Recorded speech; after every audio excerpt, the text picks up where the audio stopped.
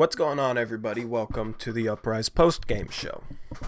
The Blazers end up blowing a 19-point lead at home tonight to the Phoenix Suns, who are a lottery team, I think. We made them look a lot better than that tonight. They had a great start, did everything right, started off with a 19-point lead, which shows exactly what this team is capable of. Now, they started 9 for 12 from 3. Obviously, they're not going to maintain that, but they were rotating defensively. They were playing with defensive energy. They were moving the ball. They were getting into their offense early. They were doing everything that I've always asked for them to do. Second half, they went away from that. They made some mistakes to start the end of the second quarter. They gave up a 4-0, 6-0 run to end the third quarter. Good teams end quarters well. We have not been ending quarters well lately. But my goodness, that basketball down the stretch was absolutely ridiculous. And that was from our starters. That was from Damian Lillard, CJ McCollum, Anthony Simons, who played great tonight. He's been a lot of fun to watch lately. Hassan Whiteside, Carmelo Anthony. I just want to say this. We do not run good plays out of timeouts. There's this narrative going around that Terry Stotts is some genius at drawing up plays out of timeouts. The plays we ran out of the final 3 timeouts were... Let me pull up my tweet. The final 3 timeouts, when we had the ball, the offensive play we ran out of those timeouts resulted in a 30-foot contested 3 with 10 on the shot clock. It resulted in an isolation for a player who was 2 for 13. And then it resulted in an isolation for a contested step-back 3 and an air ball. The last 3 timeouts. That's what ended up happening. And those were timeouts where we had our starters in the game. Where we had Damian Lillard, CJ McCollum. I mean, Anthony isn't really a starter, but he was playing like it tonight. You know, it wasn't like we had Tolliver out there on the court. It wasn't like we had Moses Brown out there on the court for these plays. No, that's what we were running out of timeouts. But that's like a bigger theme. That's been the theme all season. We have not done well out of timeouts. I think last season as well, we didn't do good out of timeouts. We didn't have good plays out of timeouts. It's not something that happens. And that's been a narrative. I don't agree with it. I mean, you guys might agree with it, but I don't agree with that at all because the plays we were running out of those timeouts were ridiculous. But that's just 3 possessions. I mean, you can attribute... I mean, what really lost this game was mental lapses on the defensive end, which weren't there in the first half. That's why we started off so well. But in the second half, man, as the second half went on, it was just defensive lapse. Mental lapse after mental lapse, giving up wide open threes, not rotating, getting back cut because we fell asleep guarding our guys, stuff like that, which is something that, I don't know. You can attribute it to the players not doing what they're supposed to, which is true. And how much of it you want to attribute to coaching is kind of your opinion. But the defensive mistakes, the mental lapses were there. There was multiple plays, man, where we got back cut from the corner because guys are just falling asleep. Should have been ready for that because that's something the Phoenix Suns do a lot. I can't really pin too much of that on coaching. It's guys need to be aware of what they're doing defensively. In terms of our rotations, though, our defensive rotations are so bad. They're so bad. For any of you who don't know what a defensive rotation is when you have to provide help on a drive or something and then the ball gets kicked out. It's, sometimes you might have to leave your man and go guard the ball. If the guy who's guarding the ball, where the ball was passed to, if that guy helps underneath, then you have to rotate assignments basically. But we close out way too short. That's why we give up really good shooting nights to opposing teams because we close out too short. We don't close out all the way. Gary Trent Jr. closed out all the way. He was terrific defensively tonight. He should have been in the game at the end, in my opinion. I would have just ran a 4-guard lineup. I would have ran Gary Trent in there instead of Carmelo Anthony because Gary Trent was doing a really good job defensively. But the kick out passes for wide open threes, the lack of rotations there down the stretch, it was ridiculous, man. I don't know. It's just the same. It's the same story. It's the same story. It's the same stuff that we've been struggling with. I don't even know where to start. I'm still a little frazzled. I'm very, very frustrated that we lost this game. We're 14-20.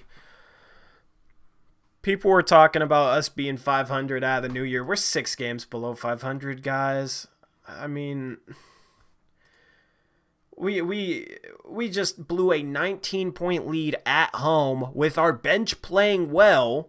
Gary Trent Jr. played great. Anthony Simons played great. Tolliver had a 3, didn't do much, but our bench played really, really well, and our starters blew the game. Even though our starters, I would say, are better than Phoenix starters, but they blew the game.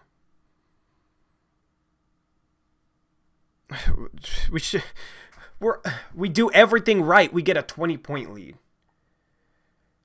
We didn't blow that 20-point lead because we were injured. If injuries were holding us back that much, we wouldn't have built that 20-point lead. I mean, I don't even know where to go with this, man. I'm gonna bring on Eric. Like, just give me a second to bring on Eric on here, cause I'm so frustrated. The game was a lot of fun for 2-3 quarters. Was an entertaining game to watch. I shouldn't have trash behind me, but then again, we just blew a 20-point lead, so maybe it's fitting.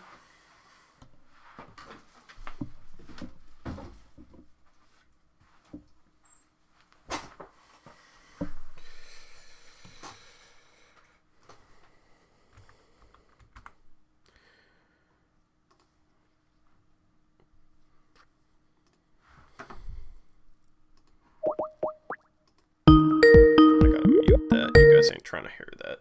I hate that ringtone.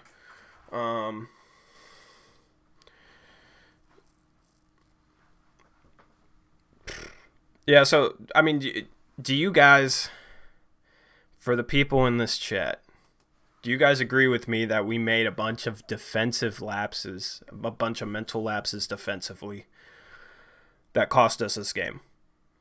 Yes or no? Did we lose this game because of the mental lapses we made on the defensive end? Because I think that's what lost us the game. There's no reason we should be giving up 122 points to the Phoenix Suns, especially after we held them to 19 in the first quarter because we actually played decent defense for once. So you're telling me I gotta look this up. You're telling me they scored 103 points in the final 3 quarters? Really? I mean, I get it. We don't have a rim protector in there with the second unit, so our bench is really going to struggle to defend. You got to contain dribble penetration with our second unit because we don't have that rim protector, but our starters were just as bad as our bench defensively. How is that possible? We have a rim protector. So anyway, I'm bringing Eric Brandt onto the show. What's up, man? How frustrated are you on a scale of 1 to 10? Dude, I'm so mad right now. I mean, is this the most frustrating loss of the season? Because I feel like it's up there because, 14-20 going into 2020. At this point, I don't think it's the most frustrating loss just because it's just like piling on more frustrating losses. But yeah, it's pretty frustrating. It's just, what's frustrating about it for me is we showed what we can do. We showed what we can do. We built a 19-point lead. If we do the little things right, if we do the fundamental things right, if we play with energy, if we rotate defensively, play good defense, box out, do the little things, we're better than that team. Now, people will say, oh, well, they shot 9 for 12 to start the game from 3. The Blazers did. That's not something that's gonna be consistent. Yeah, that's true, but we would have had a lead regardless, you know what I mean? Like, and part of the reason we made a lot of those threes is we were getting out in transition and running, and we were getting really good threes. We were moving the ball, making the right pass, and we were getting great 3-point looks.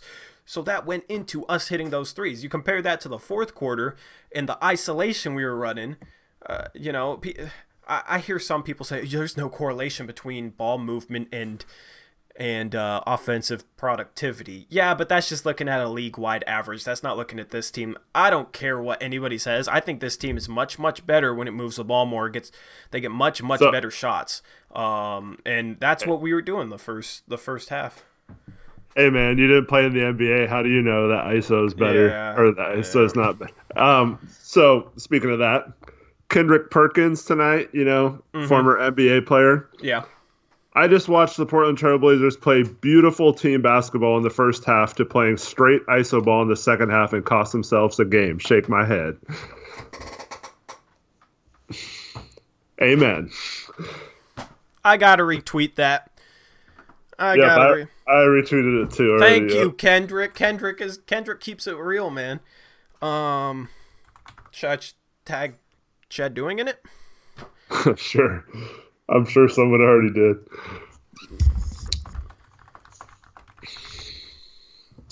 But yeah, it's like, okay, so are those people going to call him a dumbass or? Oh yeah, he doesn't know basketball. He didn't play in the NBA. Oh wait, he did play in the NBA. I mean, that's exactly what we did. That's exactly what we did, guys. Yes, injuries are hurting this team. Yes, it hurts not to have a rim protector in there with that second unit. That is 100% the truth. Nobody's ever argued that, even though people on Twitter will say, oh, the people criticizing Stotts, they don't think injuries are the problem at all. And they just create that narrative just to argue it, just to try and make people who actually are objective about Stotts look ridiculous. Okay, injuries have obviously hurt us. Nobody's arguing that.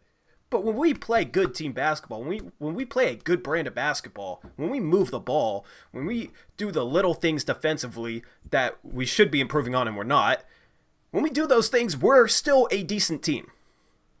It's funny how this roster looks so much better when we're doing the little things. People say, oh, those players aren't that good. Well, they're not that good when we're isolating and everybody's standing around watching the ball and nobody has a rhythm offensively because of it, and we're not moving the ball, and defensively we're not communicating well or whatever, and we're breaking down.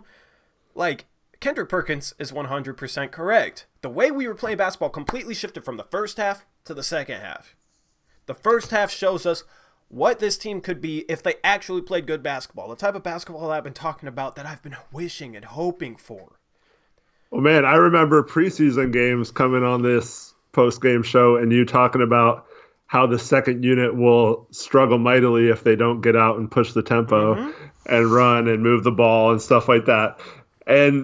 But no, you don't know what you're talking about, man. Yeah, I mean, that was thinking that Nasir Little wasn't going to be playing, right? That was thinking Homaro Hezonja was going to be playing. Nasir Little would be great if he was able to get out and run with a team that would run with him. He's a guy who should be such a threat in transition, especially filling the lanes as a lob threat, catching the ball going downhill. He doesn't ever get the opportunity to. Mm-hmm. He doesn't get the opportunity to, man. So it's just the same stuff. The same stuff that we get called idiots and stupid for. But yeah, we see it again where we stop doing the little things defensively, we stop rotating, we fall asleep and get back cut, we stop moving the ball, we stop playing with a good rhythm, so everybody loses rhythm from the three-point line, and what happens? We blow a 19-point lead at home to a lottery team. They might not be a lottery team if they keep beating us. I mean, they could make the 8th seed. They're still the level of a lottery team because whoever gets the 8th seed at this point is going to be basically a lottery team. There's 7 playoff teams, and there's going to be an 8th team with like a 35-47 record that's going to make the playoffs. It might be us. But we're a lottery team right now. I mean, this is 2 lottery teams. It's the same thing game after game after game. And people around the team I don't know, man. I have more confidence in this roster than other people. I think I'm hopping on board the Gary Trent Jr. train. I've never been high on Gary Trent Jr., but what I've seen from him lately, Gary Trent Jr. could be a good bench piece to a winning team, in my opinion. He's hitting his 3-point shots this year. He's not forcing drives. He's not really making mistakes offensively. And then defensively, did you pay attention to him defensively tonight? Gary Trent's his defense was the best on the court tonight. On either side, I think. Gary Trent Jr.'s defense was phenomenal. There was a play where Oubre had an ISO and Oubre was feeling himself, and I was like, okay, here's a good test for Gary Trent Jr., and Oubre was in triple threat and pump faked, got Gary Trent Jr. off the floor. I was like, oh, he's beat. Somehow Gary Trent Jr. got back in front of him and still slid in front of Kelly Oubre, even though Kelly Oubre got him off the ground with a pump fake and made a quick move. Like, Gary Trent Jr. is quick laterally, and he's strong. He beats guys to a spot. He keeps his hands off guys. Like, Gary Trent Jr. can be a good NBA defender. I've never been on board with his defense, and I've still been saying I need to, like, just study him for a game. I watched him tonight defensively. Gary Trent Jr. can be a really, really good NBA defender. That's what I came away from this game thinking. And when you combine that with his three-point shooting, he shot well tonight. That dude can be a good player. I don't think this roster is as bad. People say, oh, we have to play Gary Trent. We didn't plan on playing him. Well, sometimes you don't plan on playing guys, and they come in, and they're a part of a winning team. You look at Kendrick Nunn and Duncan Robinson in Miami. I don't think that going into training camp, Eric Spoelstra planned on starting those guys. But those guys are starting for a team that's second in the Eastern Conference right now, third, somewhere up there. Absolutely terrific team. So I don't care that we didn't plan to play a guy like Gary Trent, or that, Anthony Simons is his first full year. You get these guys playing in an offense that's moving the ball, pushing the pace, has a rhythm. Those guys will play better. And when we did push the pace, when we did move the ball, when we did play with a rhythm offensively, Anthony Simons and Gary Trent Jr. were phenomenal off the bench.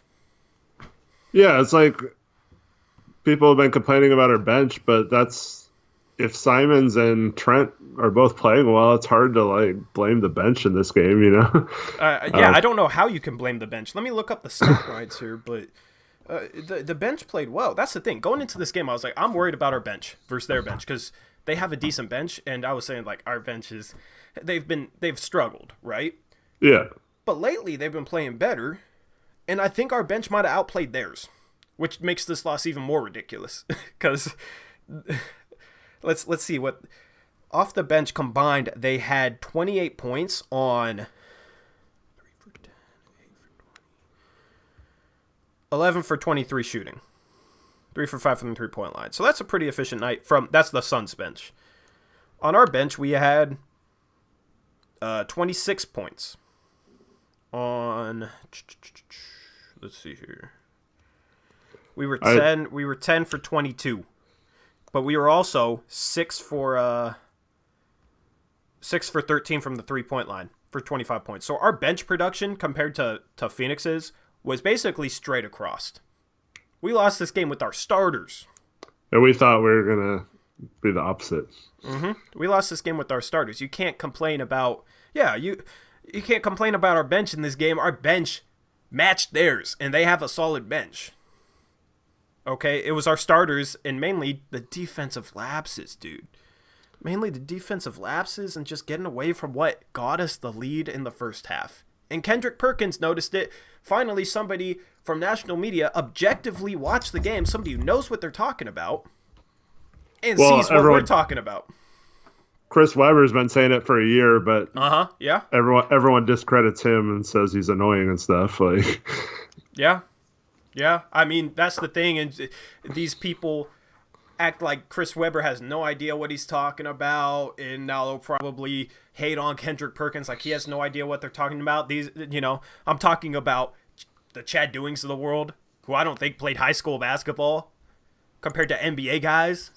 Okay? I don't really even care what level someone plays. Neither do I. I'm just saying, it's funny. It's funny to listen to guys that seem like they've never played, discredit the knowledge of what former NBA players are talking about. It's so strange it doesn't make sense to me. And it's driving me crazy when guys like Cameron Johnson come into the game. All he's in the game to do is shoot three-pointers. Mm-hmm. And yet we give him 3 wide open looks and he goes 3 for 3. Someone just pay attention to where he's at on the floor, please. Yeah. There was a time where one of his threes, both Melo and I think it was Tolliver went and both guarded Baines off the ball and left Cameron Johnson wide open in the corner for a 3. It's good decision, guys. Well, the thing is, there was a play where we ended up having to help or something, and the ball got skipped to free throw line extended. I don't know who it was, but CJ McCollum rotated correctly which he's one of the worst players in terms of our rotations. He actually rotated correctly, rotated to the guy at free throw line extended, rotated to the pass. Okay, he needed somebody filling in behind him, rotating to the corner, who was Cameron Johnson. The ball got passed to Cameron Johnson in the corner. Nobody was even looking at the ball other than CJ McCollum. The other four guys did not even see the pass to the corner, let alone were they ready to rotate out there, or let alone did they rotate out there? They didn't even see the pass to the corner. That's the stuff I'm talking about. And it's a great shooter in Cameron Johnson. Like, you got to have they have stretches where they're absolutely clueless defensively, and I don't understand it because these are NBA players, and this is something that, okay, I get it if it's a problem, but it should be improving. If they're being coached effectively, if they're being coached well, you think it would be improving, right? Yeah, I don't know, man. I don't get it. It's like, I mean, you can go to a rec league and you don't see people making those mistakes, like, it's just like I just laugh every time it happens now where, I mean, how many times tonight did someone fall asleep and the guy back cut or got caught ball watching and then his guy just moves a little bit and then he doesn't know where he is and he doesn't have enough time to close out on a three. Mm-hmm. And it's just like such amateur mistakes. Like, you guys are professionals. Like, you should not be making these mistakes. And I don't, and it's not something that, like, I'm not athletic at all, but if you start, that's the thing. If you're paying enough attention and you see the rotation, and you start rotating out there and you're just too slow to get out there, then fine. Okay, that's a personnel thing. That's a thing where you might say, oh, we're so injured, we have to play Moses Brown, and he can't. That's the thing. If Moses Brown was the guy not recognized in the rotation, like, fine, that's Moses Brown. He's so inexperienced that, and the game's too fast for him. Like, he doesn't recognize the rotation. That would be okay. We're injured, so we have to play Moses Brown out there, and he can't recognize a rotation. Or if it was like a center that could recognize a rotation and was too slow rotating out, and didn't get there in time and they hit a three, then fine, we're injured. We have to play this third string center who's too slow to rotate out, or, something like that, then fine. Then that's what you blame injuries for. That's what you blame injuries for. There's a difference between recognizing the right thing to do and being aware, and then effectively doing the right thing. There's a difference between those two things. Effectively doing the right thing, you might not have the personnel on the floor to effectively do the right thing. Okay? But guys should at least be aware. Guys should at least recognize how to rotate, recognize where to be, like, roughly recognize where to be defensively, all right? And some guys are better at that than others. Some guys have that instinct, they don't need to be coached up on that. But it's like, that's been a problem all season long, and it's not getting better. We'll have stretches where we'll do it well, but we still just are so inconsistent from it. It's like, I feel like from a coaching perspective, if we had a more effective coach, we would be improving on this stuff a little bit more. It might still be a problem, but I feel like we'd be improving on it a little bit more. I gotta give a shout out to Jason Lee for the $2 donation. He says, I feel like we're all Stotts slaves. I appreciate the $2 donation. And it's like, I don't want to pin too much on Stotts. Like, players should recognize this. Like, this is stuff that NBA players should be able to recognize. But we should not have a second half that bad this far into the season. That's not excusable for me. That's not excusable for me. And I know I've been saying all year that I want to see different defensive, like multiple different defensive philosophies, but that weak zone they try to run is not happening. Like, when you don't know how to rotate on the backside, like a 2-3 zone, it just gets killed with a little ball movement. They have no idea. And then you get stuck with one guy trying to decide which of the two shooters to guard, and all you have to do is swing pass and you get a wide open three. It's so frustrating because, like, just one or two of those plays, if you don't have a mental mistake, like, we win this game tonight. And I feel like I've said this after almost every game. It's like one or two plays and just little tiny details like that cost us being closer to the 6th seed than the 12th seed right now, Yeah. Yeah. I mean, it's frustrating, dude. Sorry, I'm going through Twitter right now. I got Phoenix Suns fans in my mentions right now bragging about them winning a game versus us to bring them to 13-20. Congrats, I guess. That, but going into the stretch where we played Phoenix on the road and then we had 4 straight home games against winnable teams, and we beat Phoenix and then we won the first 3 at home, and then you and I were on here talking about how we should win 5 out of the next 9 or whatever. Yeah. We've lost every game since then. We should go 5-4 over our next 9 games. Well, we're 0-4. Yeah, that wasn't even we were both being kind of hesitant to give them wins where we shouldn't, Mm-hmm. So I don't think that was unfair to say they should go 5-4. And I know having Skal going down doesn't help, but that was last game. That didn't. Yeah. The other 2 games he was there, but yeah, it's. You know what I'm tired of seeing though is, I'm just on Twitter. I see a Rip City Project article. On January 5th, NBA teams are able to start signing players to 10-day contracts. Which players would be worth a look for the Trailblazers? And it has a picture of J.R. Smith. As if J.R. Smith is going to come in here and fix the problems that we had during this second half. What? The guy who...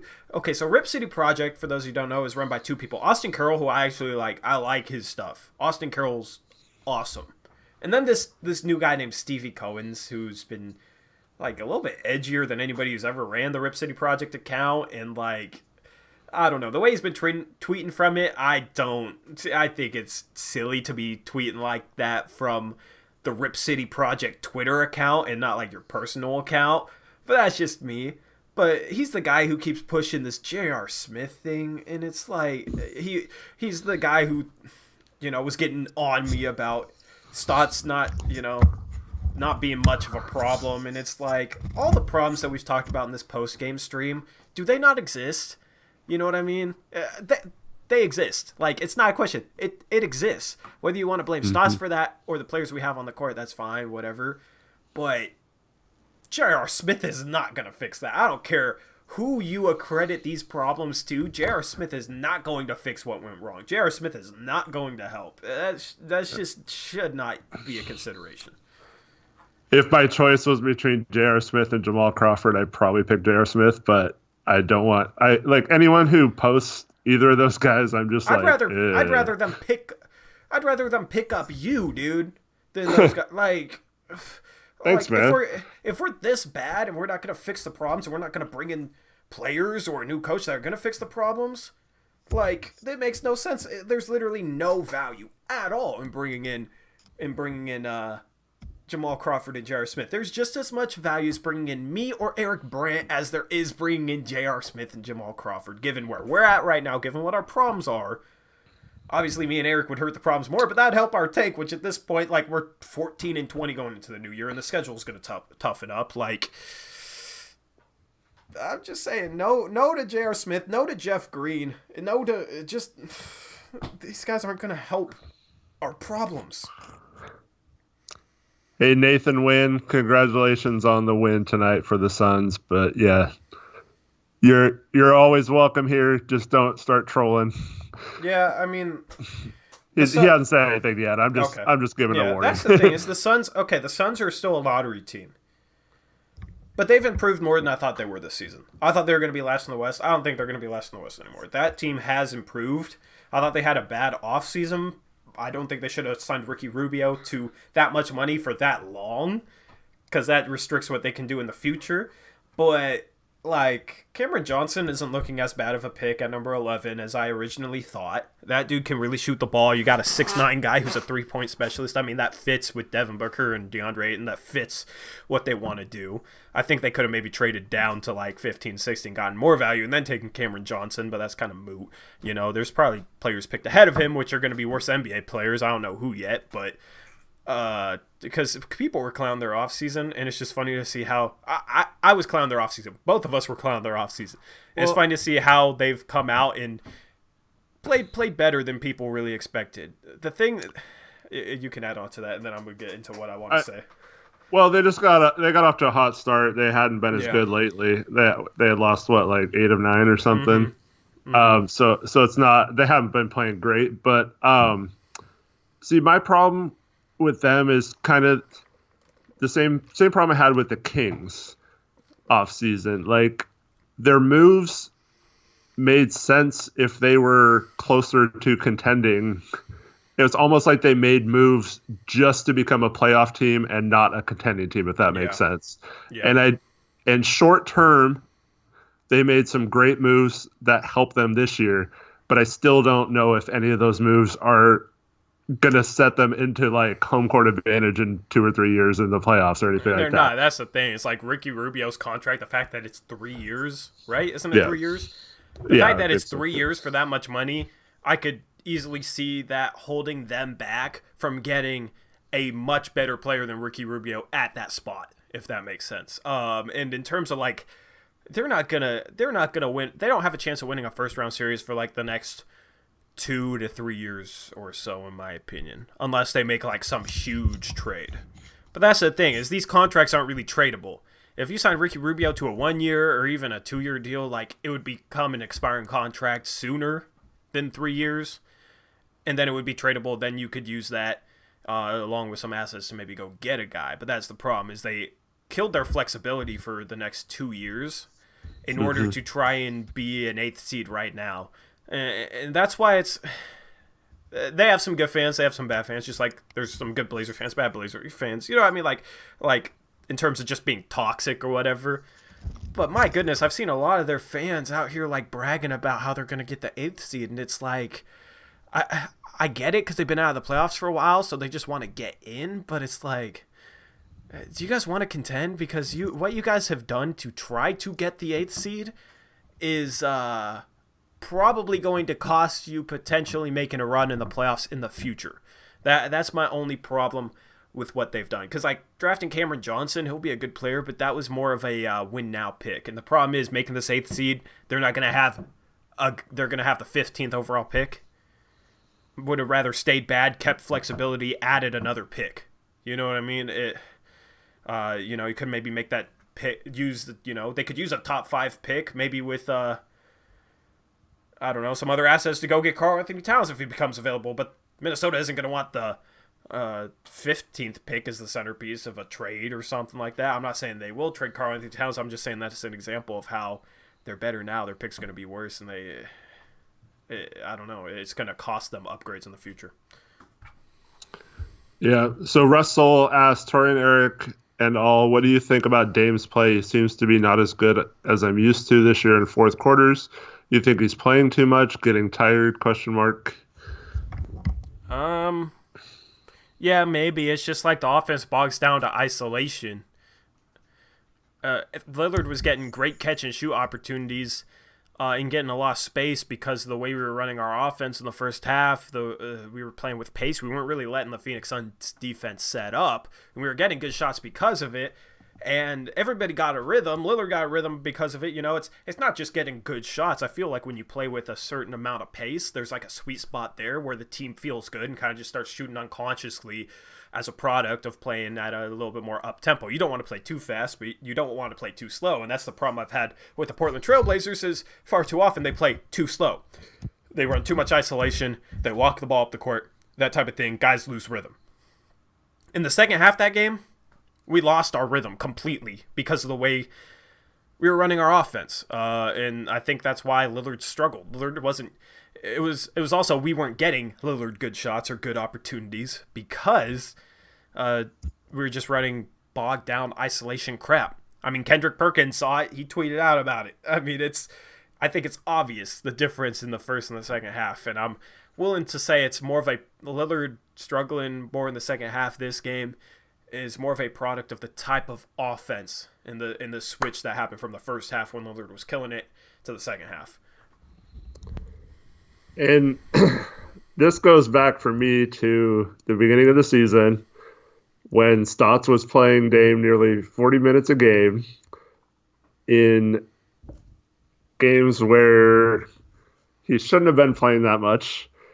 And then all of a sudden he has a back issue and starts struggling. Stotts continues to play him heavy minutes despite knowing that he has a back issue. And then, he's had some good games since then, but overall, it just hasn't been the same. And this is why you don't kill your star player early in the year. It's just not worth it. And it's been proven several years in a row now that Dame is better when he's a little more rested, especially heading into the playoffs and stuff like that. And I just wish that stuff like, we did a survey or a study and it showed that Dame can play 38 minutes a game. It's not a big deal. And I understand now with injuries, we almost have to play guys a certain amount of minutes. We only had 10 guys on the roster tonight active. Mm-hmm. But it's just this is what happens when you overuse your star players early in the season. I don't know what it is now, but a few days ago I saw that Dame was 7th or 8th in minutes played, not per game, total minutes played, and he missed 2 games. That's just it'll start to take its toll. And I wish it wasn't that way, but I don't really know what else to do at this point. You can't really do anything about it now. It's going to be that way. Yep. My B says whoever's talking is exactly right. Speaking of facts, I assume they're talking about you. Yeah, that's Eric Brandt, co-host of the Uprise podcast. Should maybe start setting up your cam for post-game shows. Once we'll figure that out. I just got to figure out the setup. I haven't been able to set up a Skype feed for Eric on our live stream, but that's my cohort in crime, because what we say about Terry Stotts is apparently criminal. But yeah, man, it's. We bash Stotts, but I feel like everything we said this season is coming to fruition, mm-hmm. And I'm not happy about it. I would rather be wrong and have Stotts be a great coach and us be, fighting for home court advantage right now with teams like Houston and Denver and stuff like that. But it's just frustrating when the injuries are definitely the reason why we're not fighting for home court advantage. But if we were playing, go ahead. It just seems like you're strong with that. I just say this: if we didn't have injuries and we're playing this way, I think we'd be around 500 instead of 6 games under, or maybe a little bit above. If we were playing a good style of basketball and didn't have injuries, I think we'd be in the top 4. Okay, we have injuries and we're playing a bad style of basketball, and we're struggling on things, and therefore we're 14-20. It's a product of both things. I don't know if that's what you were trying to say. Well, what I mentioned this the other day, but at the time we were 8 games behind Denver, where if we would have just won 3 out of 11 games I mentioned, we would have been 4 games behind Denver in second place. Mm-hmm. We still would have been in the 7th seed, but we're still within striking distance. And then you start to think, make a trade here, mm-hmm. pick up a good buyout candidate or a free agent like we did last year, add a couple guys like Hood and Cantor, get Nurk back healthy, maybe get Collins back for the playoffs. And then you're like, oh man, if we sneak into that 4th or 5th seed and then make a run at the playoffs again, and now it's are we even going to make the playoffs? And if we do, we're definitely not going to get any higher than 7th, even if we go on a Nurk fever type run the second half of the season. And it's just frustrating that no one's. I'm not saying that this team should be elite or good or anything like that. I'm just saying they should be around 500. That's all Yeah, I'm because saying that's like a 3-game difference. That's the narrative that the media guys that are in love with Terry Stotts will paint, is like, there's people out here that really think that the problem is the coaching, and that if we had good coaching, we would be an NBA Finals team with these injuries or something like that. Like, just making up narratives to try and make other people look silly, making up narratives nobody ever said. Nobody's saying this team would be with these injuries would be a top 4 team in the West. I literally just said that the only way we'd be top 4 is if we were playing a good style of basketball and we didn't have injuries. So nobody's saying that we'd be top 4 in the West. But if you go down the line and look at some of the games we've lost, we just blew a 19-point lead at home to the Phoenix freaking Suns, okay? We lost to the Cleveland Cavaliers, who were playing without Kevin Love. The Cleveland Cavaliers without Kevin Love. We lost to the New Orleans Pelicans twice. We lost to them twice. They're playing better basketball lately, but we lost them when they were playing bad. We lost them twice. That's not excusable for this roster, in my opinion. We lost because of the same mistakes that crushed us tonight. We lost to the Golden State Warriors, who were without their entire starting 5. They didn't have D'Angelo Russell, Draymond Green, Kevon Looney, Steph Curry, and Klay Thompson. I feel like I'm missing a game. That's 5 games right there. We would be 19 and 15. We lost to Sacramento without Fox and Bagley. We lost to Sacramento without Fox and Bagley. There's a 6th game. And then I throw this one in there. We lost to the 76ers without Joel Embiid at home. That's still a good team, but we were up 2 with 3 seconds left. And then coming out of the timeout, we didn't switch screens, which is what you are always supposed to do in that scenario. You switch all screens. I think they had 2-3 seconds left. If you end up with a mismatch and somebody drives it, then they might score in. Maybe we were only up 1. I don't know, but literally we defended that last play against Philadelphia horribly, and we gave up a wide open 3 to a solid shooter, and we lost the game because of that. Because of we came out of the timeout not switching screens. So that's 7 games right there, due to just absolutely silly mistakes and this type of stuff that we should have won. We win those 7 games. We're 21-13, okay? And to, I don't want to pile on this anymore, but the Denver game opening night, we had both Collins and Hood. The only person missing was Nurk, but we had a fully healthy roster other than that, right? Yeah, and Whiteside played well, and we lost. That's a game I think we should have won. That's a team we beat in the playoffs the year before when we didn't have home court advantage. We lost to Toronto at home. They were missing Lowry, Ibaka, OG. And that was the game where Little's first start, and he held Siakam to 4 for 17 or something, and then he didn't even play the fourth quarter, and Siakam went off, was 7 of 8. Yeah. And Stotts didn't even put him back in the game. But you can't tell me – we had Hood that game too, so you can't tell me – that the Raptors missing basically 3 of their top 6 players is that much worse than us missing 2 people, Yeah. Especially when we had Hood and we had a good center replacement for Nurk that we got because Nurkic was out, and that was Whiteside.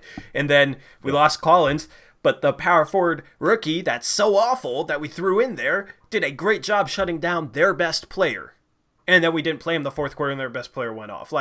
These excuses are so I hope that the media covering this team is kind of showing their colors to some Blazer fans here. I hope that we're helping them realize it. It's not just the injuries at all. And that's the thing. If we were doing things better, doing things like how we should, we would be in a solid position right now where once we got healthy and once we made a win now trade, which would be a lot more reasonable if we were doing better, then we could make a playoff run.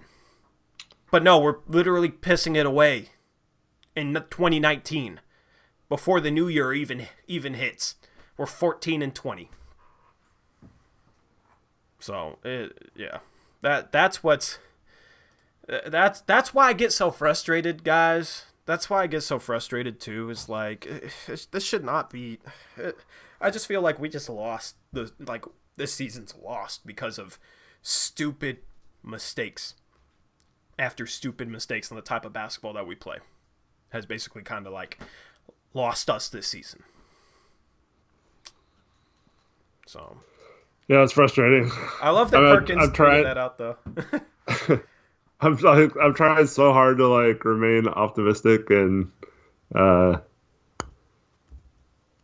like think, well, maybe if we do well on this road trip, but it's like, I mean, we're digging ourselves too far of a hole. Yeah. I mean, I said when we were talking about this 9-game stretch, four games ago, when we were talking about, okay, this 9-game stretch is going to decide our season, right? This upcoming 9-game stretch. I said that. This upcoming 9-game stretch is going to decide our season. We were 14-16 with an upcoming 9-game stretch that we should go 5-4 or 6-3 over, right? We've started off that 9-game stretch 0-4. Yeah. And now we go on the road for 5 games.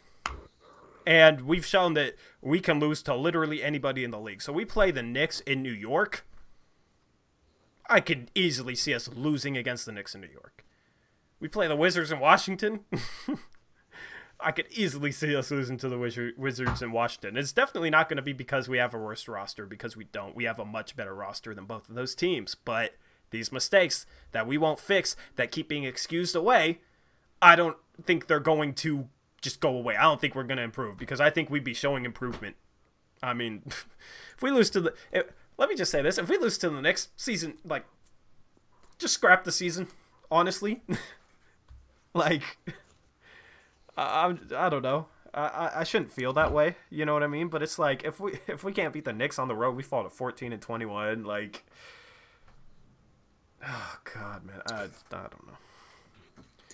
Well, yeah, and I'm not...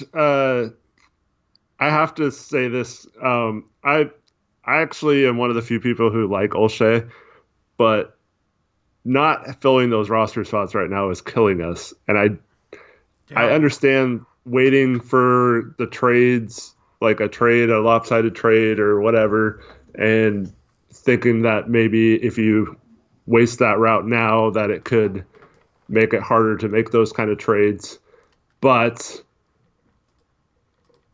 I feel like that's we something can't just like sit. around. Yeah, we can't just sit here with that. Like, do something like you did last year, where you traded Stauskas and Baldwin for one person, and then that freed up a roster spot. Like, there are ways to do that. You could sign someone to like a non-guaranteed contract and then just cut him before the deadline to do so. I mean, worst comes to worst, you could literally cut Hazonia and Tolliver and take the lumps there if you really, really had to. There's ways to work around that. You know what I mean? Like, we don't need to preserve this roster spot and lose games because of it, you know? But I don't know. Like, we didn't have a backup center tonight, you know, Tolliver playing center. And literally, I expect that's what the media guys will say. Well, you know what? When you have Tolliver playing center minutes, you just can't, you're not going to win. Like, even though the bench literally, let me look at Tolliver's plus minus. I'm curious here. I mean, Tolliver was a -6. We lost by 6. You know what I mean? Like, and that was in 9 minutes. The most brutal thing was poor Moses Brown, -8 in 1 minute. That was so bad. See, but like the only mistake there was that inbounds. You know what I mean? People be like, "Oh, you have to play Moses Brown. Look, he was a -8 in 1 minute." No, the only mistake was that inbounds pass, and then they hit the 3. Okay, so that's 1 3. That, like, we gave up so many wide open threes during this game, just based off of the mental lapses, that nobody should be looking at Moses Brown and being like, "Well, -8. This is what happens when you have to play Moses Brown for a minute." Like, and it's just like, that's the thing, is they're gonna run with narratives that don't apply, that aren't valid, and we're gonna get clowned for telling you guys the truth, and that's just how it's gonna be. And then there's, you know, Pinwheel Empire is gonna talk about how we have nobody watching this stream right now, apparently. You know what? I don't get. Yeah, Twitter's weird. Yeah. So, I mean, how do you? I swear they block people because I can't figure out how to unfollow them now that they blocked me. So, like, I'm stuck following them. So that's how they get their follow. I think it takes away your follow, right? No, because like if I, because I saw like I go into like who I'm following and who I'm not following, and it still shows Pinwell Empire under following. I think you can And, block them. Maybe. I don't oh, know. okay, you have to block them That's back. interesting. Shout out Jason Lee for another $2 donation. He says Nurkic Collins 2020 make the Blazers great again. I don't know, man. I'm just hoping that if this season really goes south, that we might get something fresh in terms of coaching. Like I could picture like us hiring the right coach, and then us playing a much better brand of basketball, and some people starting to realize, oh wait, look at that. You know what I mean? Like, but no, we're healthy. I don't know. I'm so frustrated with just like everything right now, man. Just the team's performance, the way people cover the team, the way people are going at us. Like, I'm not trying to make this post-game stream better. I'm trying to move on from this type of stuff. Yeah. You know, I didn't really engage in. I'm done engaging in just like flame wars on Twitter with Chad doing and people who call us out. We don't search them out. You know, I tried to be more positive on Twitter tonight. It kind of went out the window with the 19-point lead being blown, but Leo says to invite Chad on the podcast, please. He wants to see it. I want to go on TV, bro. I want to go on TV, but I mean, I could. I think he lives in Vancouver. I think he lives probably within 5 minutes of me.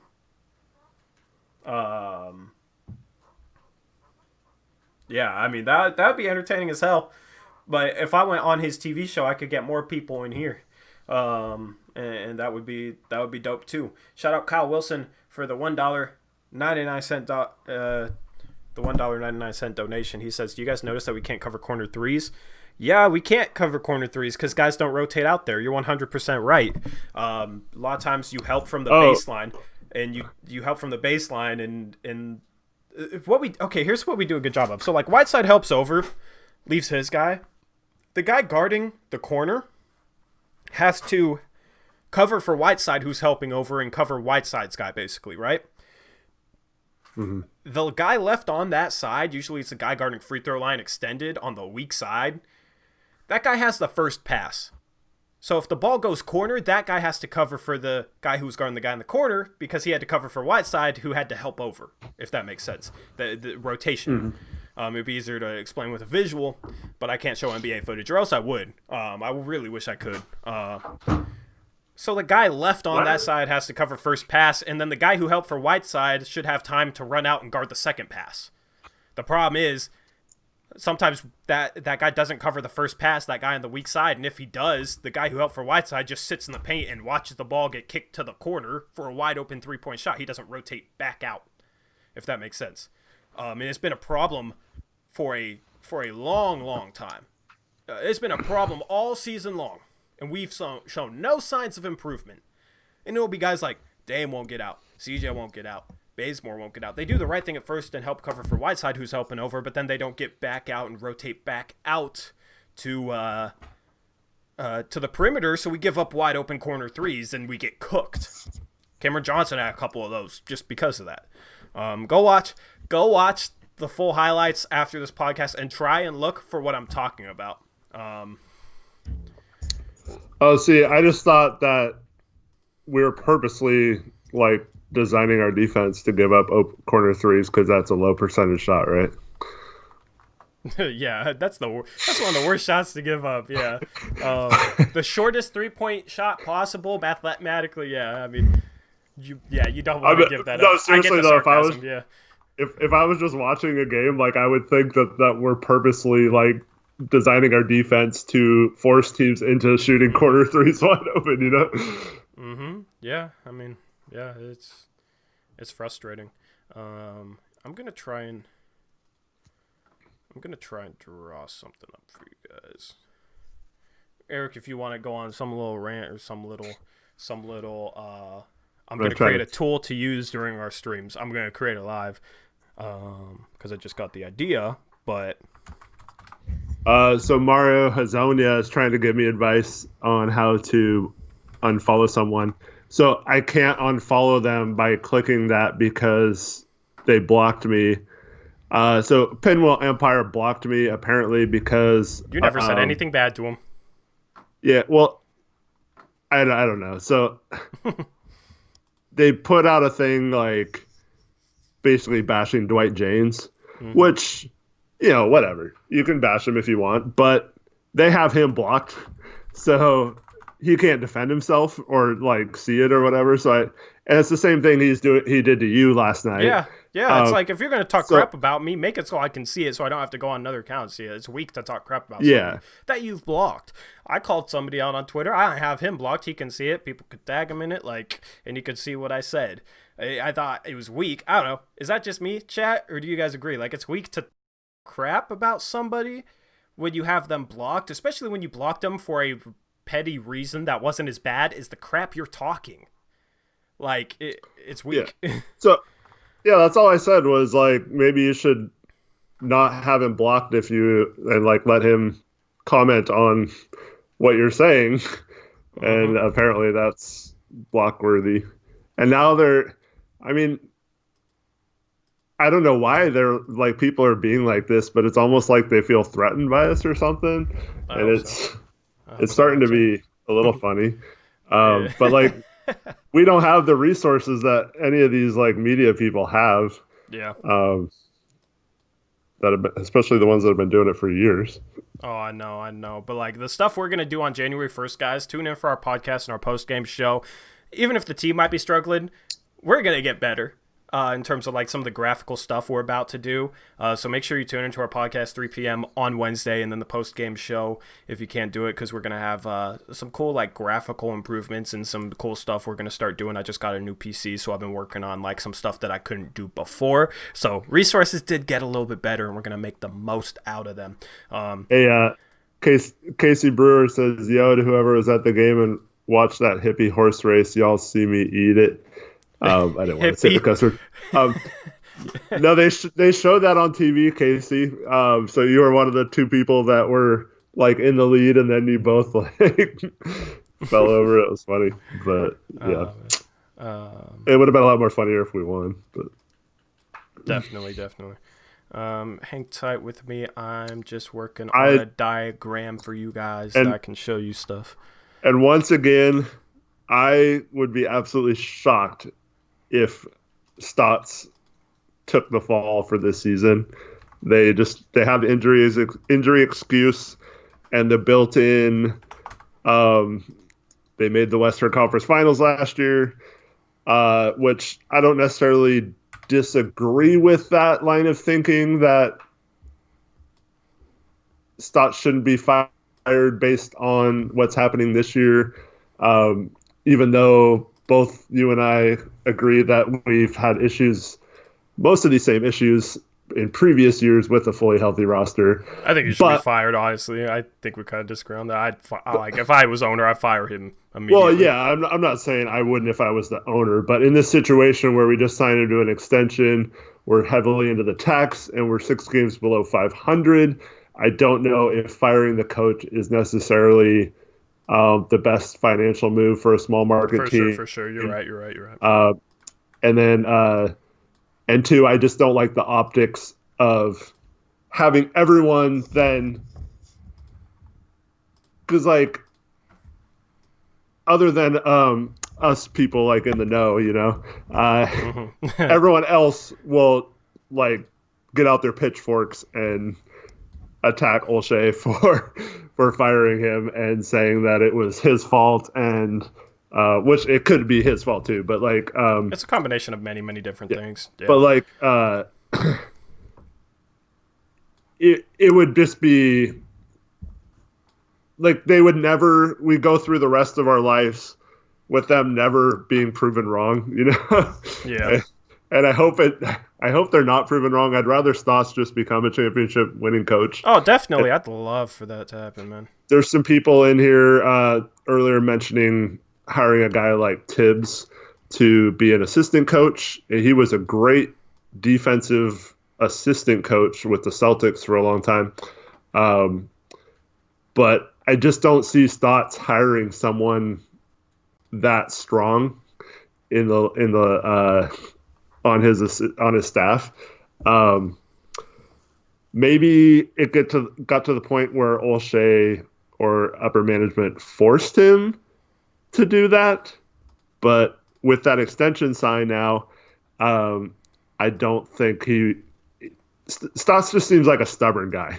He's stubborn with his offensive philosophies. He's stubborn with his defensive philosophies. He's stubborn with questions. He's stubborn with the we just missed shots stuff.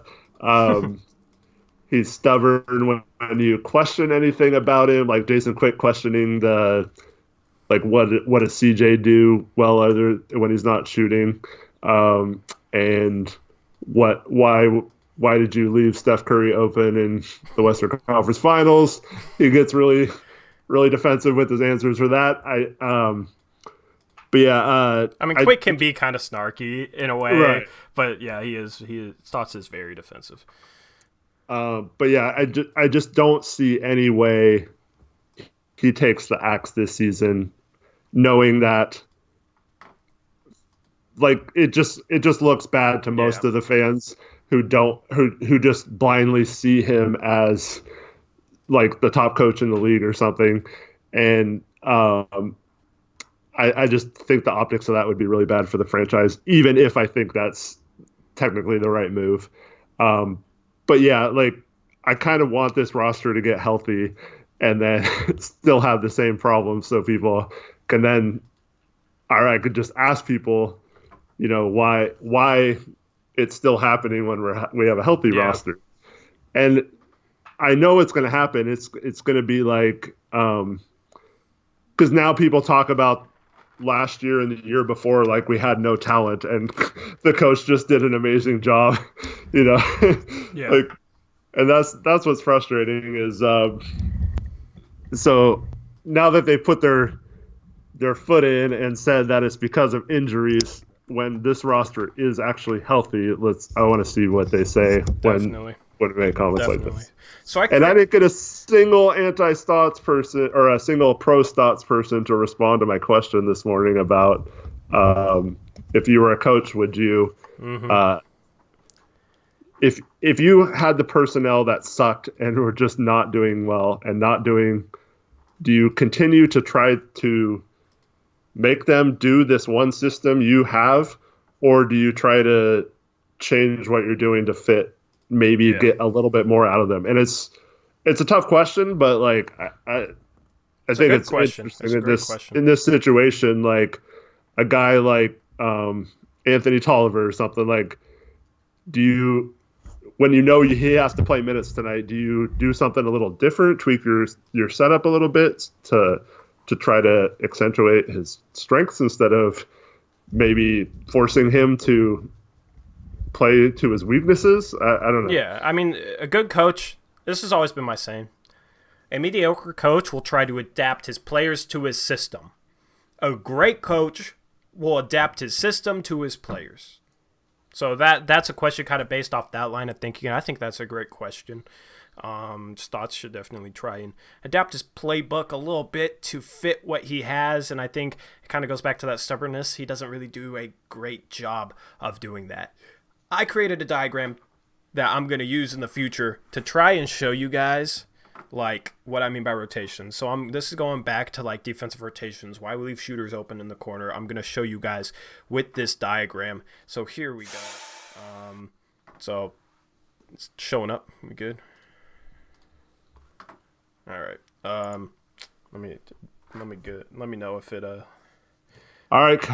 Torrey Stotts on the board right here. So say, point guard has the ball here, right? This would be Dame. Let's say it's like Whiteside, CJ, Bazemore, Melo, or whatever. Say Dame gets beat by the guy with the ball who drives here. Whiteside has to come over and help. The problem is when Whiteside comes over and helps, that leaves this center to dive in and get this pass and get a layup. So what has to happen is you have to have, usually it's this guy. Actually, let me restart this just so I can show you guys a little bit better. Usually, say this guy's here, you have Whiteside guarding the center. Usually this guy is already kind of like around here.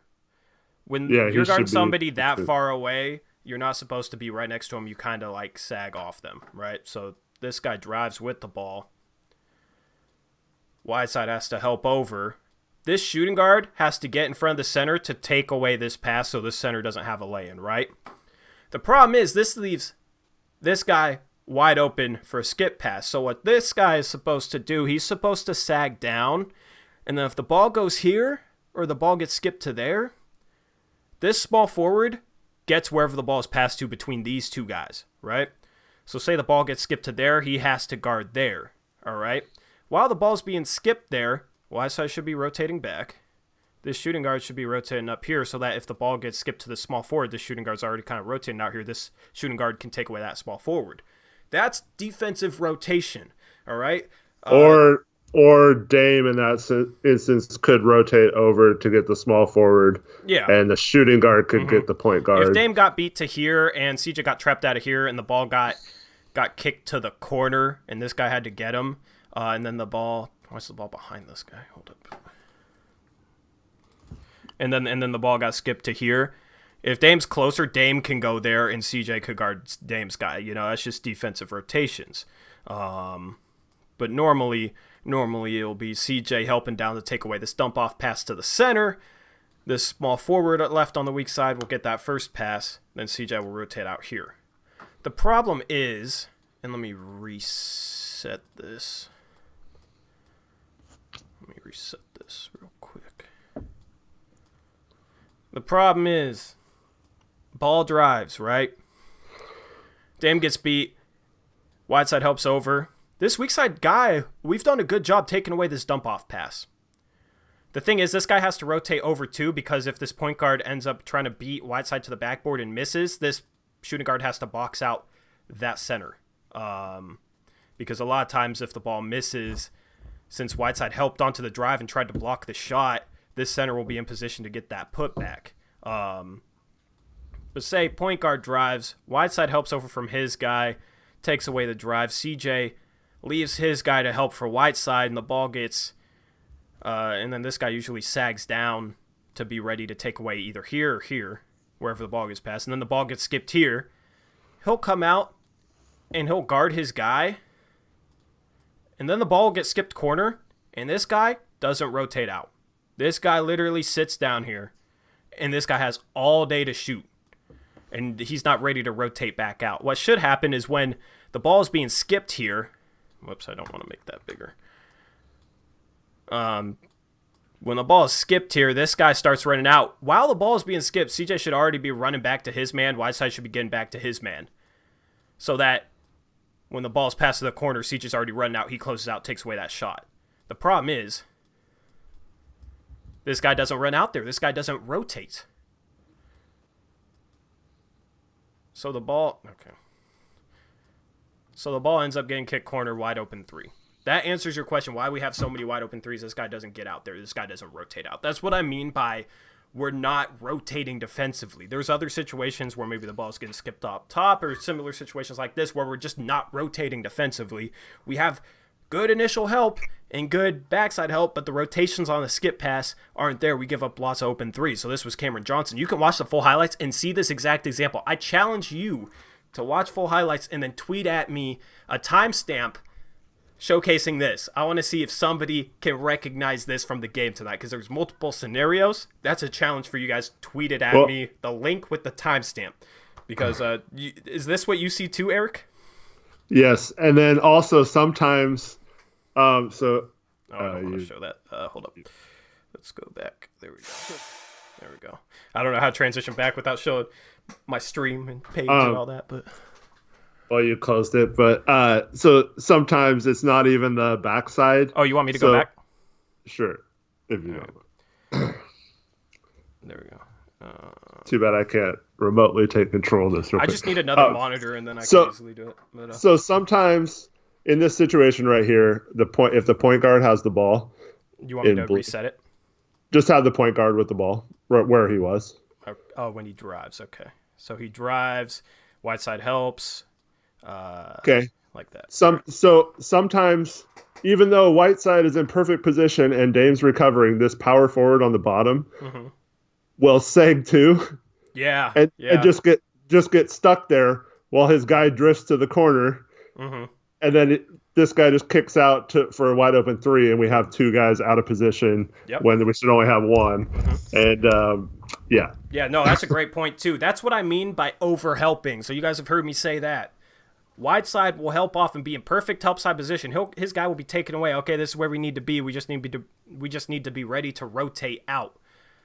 But this guy, for whatever reason, will also help way down here and give up this easy pass for a wide open three. This guy should be taking away this pass because Whiteside's taking away the drive, CJ's taking away the dump off, and then this guy's taking away the skip pass wherever it goes. If it goes there, boom, CJ rotates out, Whiteside rotates back.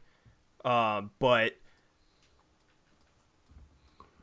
a lot of times this power forward will overhelp and be out of position. That's what I'm talking about, by being out of position, and the ball will go their corner, wide open three. These are the problems that we're talking about. This is something that should be, the way I'm talking about this, should be talked about to the team, complemented with film. This is basic stuff to me. I played college basketball, so I learned this stuff. I had to do this stuff when I played. This should be basic knowledge for an NBA player, but like, this is something that we should at least be improving on, but we're struggling with it, and we look completely lost, and we're struggling with this type of stuff. And that's not due to injuries, in my opinion. That's not due to injuries. That's due to poor coaching, in my opinion, because this should be something that should be improving, because it's not, like, if this is Anthony Tolliver, you know what I mean? And he'll get here and he'll kick out and he'll be slow getting back out. People say, oh, Anthony Tolliver's just too slow. We just have to play Anthony Tolliver because of injuries, and he's too slow getting out to the ball, so that's an open shot. Anthony Tolliver should never be in there in the first place. He should be taking away this pass. It's not due to injuries, okay? This type of stuff is not a problem due to injuries. So,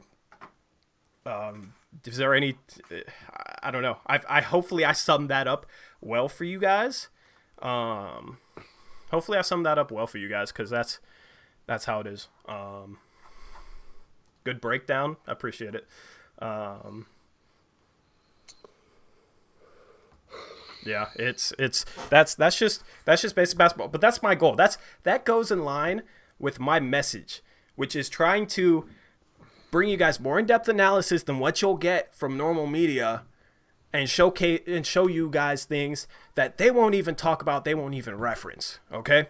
And provide you guys with the knowledge to make up your own opinion. Even if you still, if you blame the players on that because of something they should know, and you don't blame Stotts because you think Stotts is like really making an effort to try to help them with that type of stuff, then that's fine. I respect that opinion. You know what I mean? Like, what you attribute, who you blame for the problem, that's kind of subjective.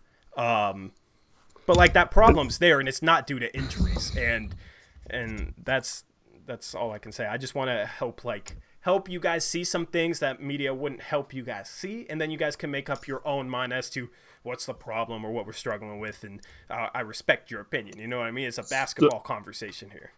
Near 012 is saying Nurkic is a way better team defender. I'm assuming he's meaning than Whiteside. Yeah.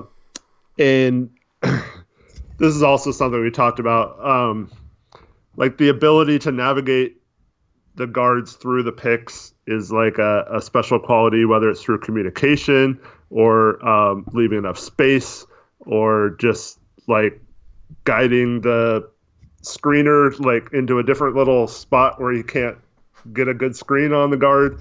And then he just has a knack for not getting switched. Mm-hmm.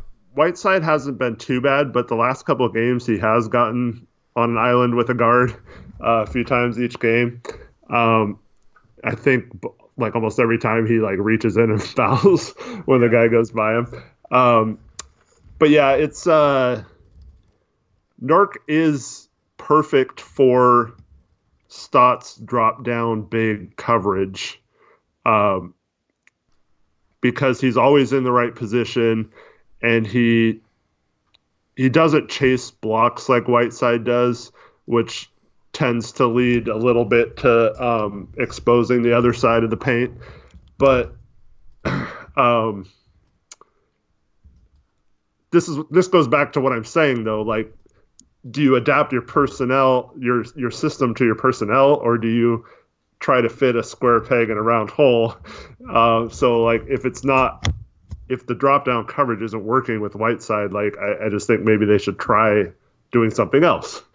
Yeah. And mix in a trap every once in a while, or a hard hedge and recover. And Whiteside did that in the first game against Denver very well, actually. Um, so like you can't say he's not capable of doing that because I witnessed him do it like 4 or 5 times in the first half of the first game of the season. Uh, and true, we had Zach in that game help defending the rim too, but um, I just I don't know. I think Whiteside. I still see him get killed on Twitter and stuff for being out of position. He's not. Just the biggest difference between Nurkic and Whiteside is Nurk has a little bit more awareness, and he's less having to react to stuff because he can kind of see what's going to happen before it happens, if that makes sense. Mm-hmm. Whereas Whiteside is more a step slower because he's just reacting to what's happening, right? Yeah.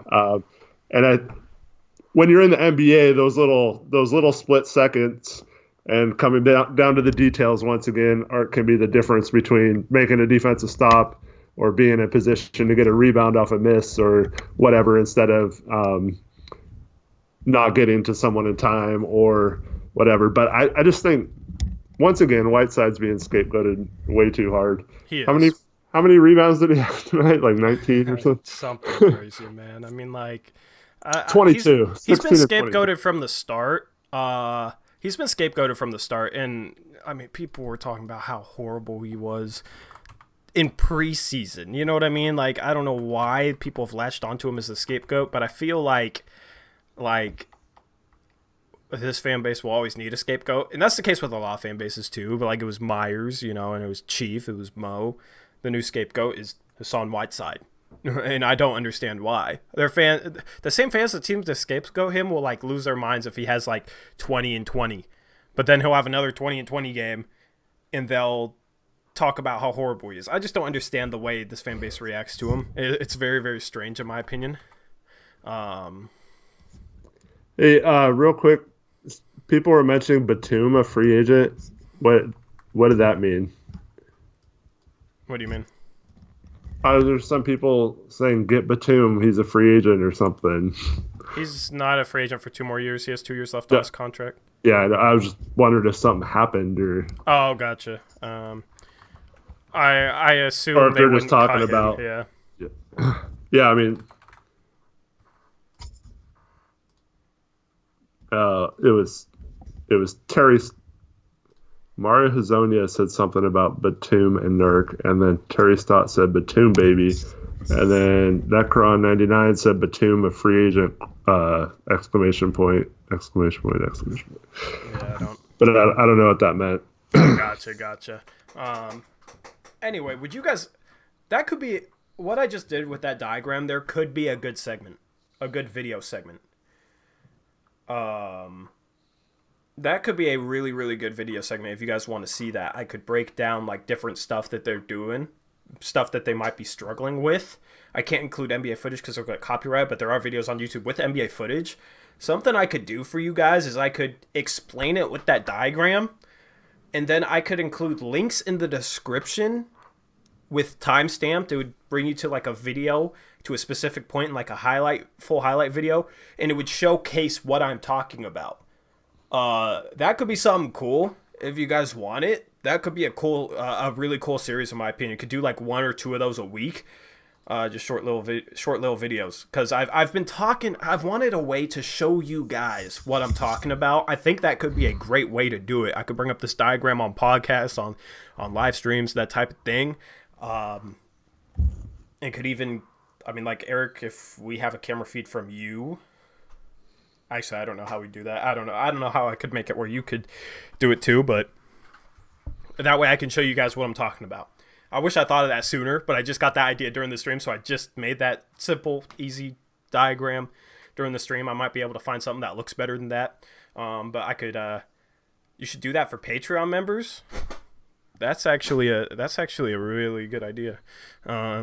Maybe like half and half. I'll do some for Patreon members, half for half for the stream. Make it where if you donate $1 on Patreon, then you guys get that type of content. If you guys don't donate to us on Patreon, we have a link in the description below. If you donate in the next couple days an amount of $10 or more, then you'll have the opportunity to guest on our live stream. We haven't really had anybody do that until this month, and it's a monthly donation for whatever you set it for.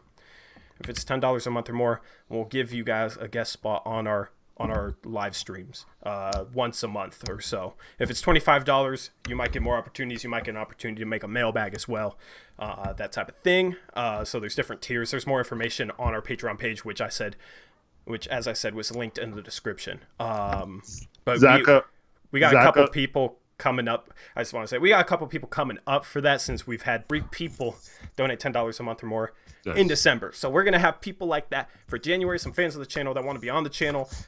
First P last JL, who donated $100 last stream.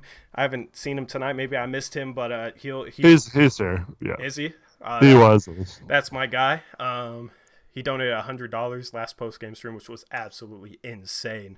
Now you gotta drop and he's a rap track. I know. Now I have to drop a rap song, since that was the agreement. If I get another $100, here's the deal I made. I gotta backtrack. I'm trying to say too many things at once. I made a deal with my live stream, with my chat, with my viewership, that if I got $100 in donations on one stream, then I drop a rap song. Like, and actually try and make it legit.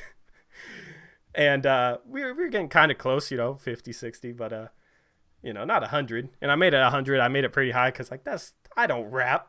I was putting myself out there a ton. But first Pete last JL, that guy dropped a $100 donation by himself and said rap or something like that, and now I got to do it. So in the next month or two, I will have one. If you guys do another $100 in one stream, then I'll drop a second song. That's or I'll drop. We need to hear your first song first, man. I know. Well, I mean, if it's 2 bad songs, then I get clowned, and you guys could have clouded me over it. I'm nervous. I'm nervous, but So Zacho says you could also break down other teams, like plays and stuff, and then show why you think they're effective versus. I mean, it would be a great way to break down film without actually using film. That's something I'll do. Gassy Jalapeno says, guys, slow down. I'm trying to read Twitter, listen, and read the chat. You got how many screens you got? It's hard to do, too. I'm trying to participate in this and read chat. And yeah, hey, I read chat. I was breaking down a play. I'll check on Twitter here and there during a live stream. So I'm multitasking. And then I'm also, the main thing, I'm trying to figure out what I'm trying to say and say it well and say it right. So it's Necron99 said we can get Batum for a minimum in off season. He's still under contract for 20. Is that a $25 million player option? He's not going to decline that. Yeah, so. He's accepting that because that's way too much money for him. So he basically has 2 years left on his contract. He's not expiring. Rap about Nurk's body fat percentage. I'd actually try and make it legit. I'd try and make it where it's not vulgar at all, but that might be a challenge because you gotta fill syllables here and there, without making it sound like forced or corny or anything like that. So, Gassy Jalapeno says, with all that money, we should get a music video. Hey, you could be like Mason Plumlee with the money guns. $250 in one stream, and I'll drop a music video for it. Oh God. That would be nerve-wracking to film, and I'd feel cringy and whatever. But I'd do it for $250 in one stream. I'd do a music video too. Patrons just get the explicit version. Mario Hazonia says Blazers Uprise. You can get permission to use film. Not sure about how to look into it. I've looked into it because I've been doing this for 2 years. I could get permission to use film if I signed with NBA Playmakers, and they would make 80% of the money on every video I posted, I think, even if I didn't include NBA footage. So this live stream, the donations, like everything, I would lose 80% of it. And you also don't get footage to like games that just happened other than like little like 1.5 minute recap tapes that are on NBA.com that are like commentated over, and they don't handle their creators well. That's the route to get permission to use footage, and that's not an option. You can use footage without being signed with anybody, but they monetize the video. The problem is, I just don't want to risk it, because I could technically probably strike the channel, which would take away my live streaming privileges, which are a big portion of my channel, a big portion of my content. So like True Blazer Fan, when I was over there, we used footage of games because like we didn't live stream or anything, and like his whole thing was making full game highlights, so it was already basically based around footage. So that's why we used footage over there. Here, I'm not trying to risk possibly losing my live stream privileges, and then also, if I'm doing a live stream and playing it, then I think I'd be more likely to get into trouble, get my channel striked, and deal with a bunch of YouTube drama and BS that I'm not really trying to deal with. So that's why I've been trying to find a workaround. I think that's a good workaround, so stay tuned. I gotta upgrade this graphic package for Wednesday, and then I'll possibly look into like figuring out how to like do that the right way, do that well, make it entertaining, that type of thing. Russell says, T, your rap could change our season. No pressure. Yeah, come on, man. We need it. That's the key. My rap might be better than the season so far, so you got to drop it soon. Otherwise, we're going to just fall more and more away. Yeah. I'm going to be back. Slothbag says, just got back from the game. What's good, Tori? That was the game, man. Oh, my goodness. Yeah, what's good, man? Not our team, sadly. Mario Hazonia says, stream on Twitch, better quality, they take less donations, and you have monthly subs, and they do have a chatting section / category. That might be a possibility. I don't know. But like I make videos, so that's why I stream on here. Also, I need to start posting the PayPal link, because I do have a PayPal link that you guys could donate to that wouldn't take like any percentage of the profit, because YouTube takes like 30%, I think, of the money that gets donated. I do like the colored chats in here. That's cool, but I need to start posting the PayPal link, because I can get a notification on my phone and read it off for you guys. Like, you guys can leave a message with the donation. I could read it off from the PayPal donation. So I got to start getting that back in. But yeah, YouTube, I like YouTube a lot better than Twitch, so I don't think that's something I'd end up doing. If I did end up doing Twitch, I'd maybe try and stream to both. I'm not going to leave YouTube. I'm not gonna take my streams from YouTube. I'm still gonna do it on YouTube. Gassy Jalapeno says, do a sequel to Bust a Bucket called Bust a Media Member. Oh, I have an idea for a title. and a thumbnail. Did you, Eric? Did you ever watch the rest of the videos I said, or the SNL skit? Oh yeah. Those were funny as hell, huh? Yeah. The first one was the other ones were funnier. I know the inside joke about Chad now. Yeah. Oh no, thank you. Oh, okay might be the title. With the picture of Pete Davidson. Am I saying his name wrong? Am I saying Pete Davidson, right? That's his name, right? Yeah. Yeah. I'm blinking. Yeah. For the people in chat saying I'm rich, I am definitely not rich. Thanks.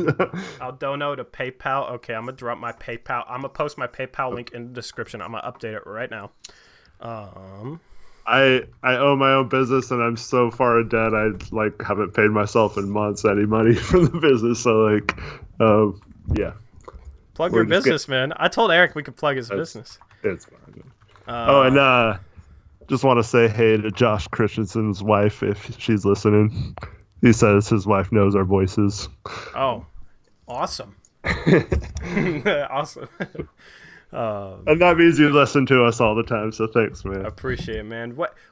I'm curious, what do you guys watch us on? Let me know in the chat. I want to know what you guys watch us on. Like TV, phone, tablet. Phone? She's laughing her ass off. Phone, iPhone, phone. I figured it was mostly phones. PC.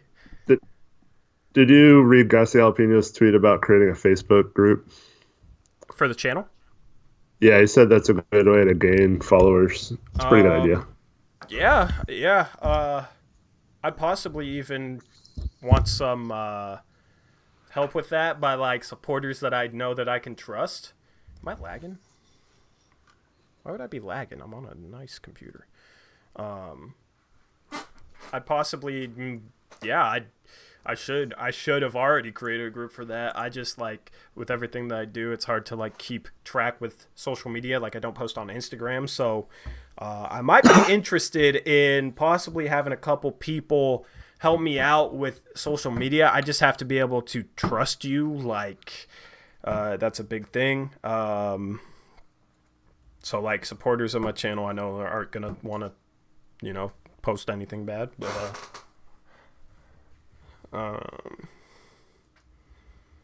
yeah, I mean, shoot, yeah, just email me if you'd be interested in helping me with social media. The email is blazersuprise@gmail.com. I got a $5 donation from Reed Smith.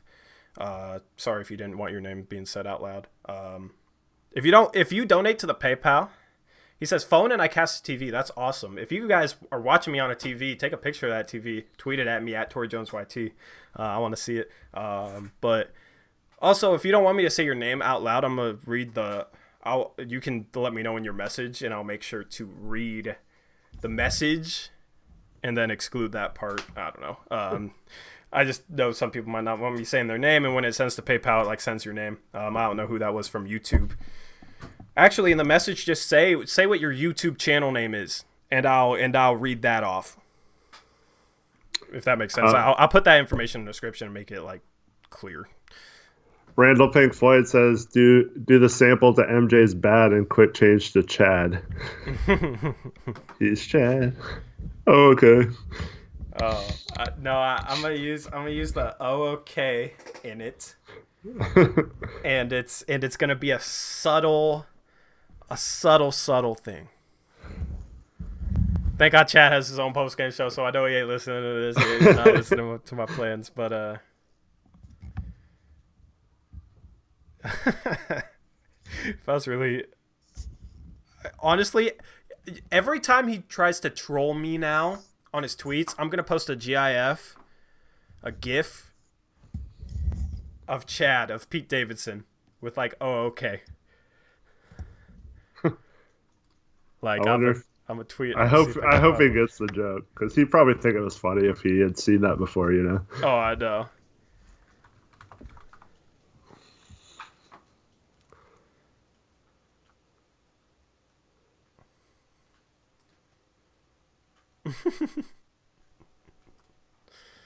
Oh my goodness.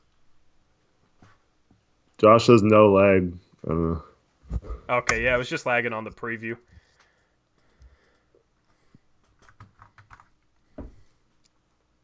Yes.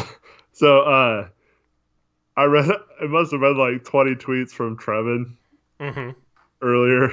Just heavy sarcasm. Oh, I know. And people are getting so mad at him. Like they didn't realize he was being sarcastic. Hey, Trevin. Like we know him, but like gassy jalapeno. Yeah. Pino. How do you say it? Like jalapeno? Jalapeno? Yeah, I don't know why I struggled like saying that. Food? I said it right the first time, didn't I? Why did it sound so weird to me? What's wrong with me? Yeah, Trevin, gassy jalapeno. Zacho, those guys will end up being sarcastic on Twitter sometimes, saying you can't expect these guys to pass the ball once a possession because, they're just so injured. Like, the sarcasm is funny. And usually I try and like it so people will, like, realize, oh, he's being sarcastic. Yeah, it's a lot of these guys are sarcastic and go along with the, I can't expect these guys to rotate defensively because, injuries. But yeah, that'll be that'll be dope with that diagram though. I'm excited to actually make a video around that, actually explain what I'm talking about for once. I'll be back in a couple minutes. Eric, take things over. Decline said it was him. Decline. Oh, shout out Decline. I don't care about the dogs. Gotcha. All right, yep, take it over, Eric. All I'll right, be back in yeah. like 2 minutes. Why doesn't Tori take us to Donkey Town, right? Won't you take me to? I can't sing, so. Tori's got to get this under control, though, man. He's got to. I have a feeling he's gonna like not come out with this rap for a few weeks, and it's gonna be way too long. Am I excited about the Jordan documentary? Yeah, I think it'd be cool. That's kind of like in the heyday of my basketball life. So yeah, I'm interested in seeing it. Who knows how much juice there'll be in there, but it's always interesting. That was a fun team, even though I hated them. The Bulls we're talking about. DeJuan Blair and Brandon Roy signing the all-no cartilage team. Yeah, those guys had very short careers.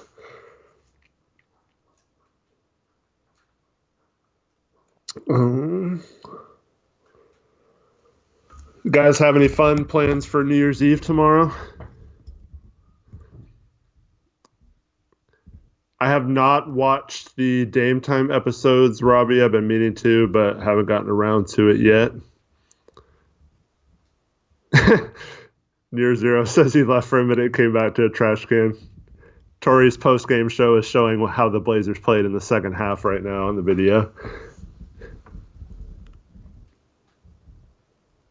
I do not think MJ played horrible competition. I think MJ is the greatest player of all time. I don't think it's particularly close, but I can also see why people who weren't old enough to appreciate him at that time could think someone else is. Yeah, why is Tori throwing those things away instead of recycling them? Good point, Jason Lee.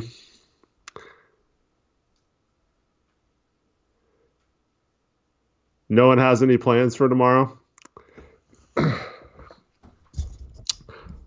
Tomorrow is the busiest day of the year for my store, so I'll be there most of the evening, and then just going home and hanging out with friends and family. Where's LeBron on my list? I'd probably put him 2. It's pretty hard to argue with that. But yeah, probably 2. Hey man, you're getting flack for not recycling. That is all recycling. Oh, okay. It looks like a garbage. Like. Well, yeah, you dump it into the recycling bin. Okay. Yeah, Do you guys have those blue recycling bins down there in Oregon, or what?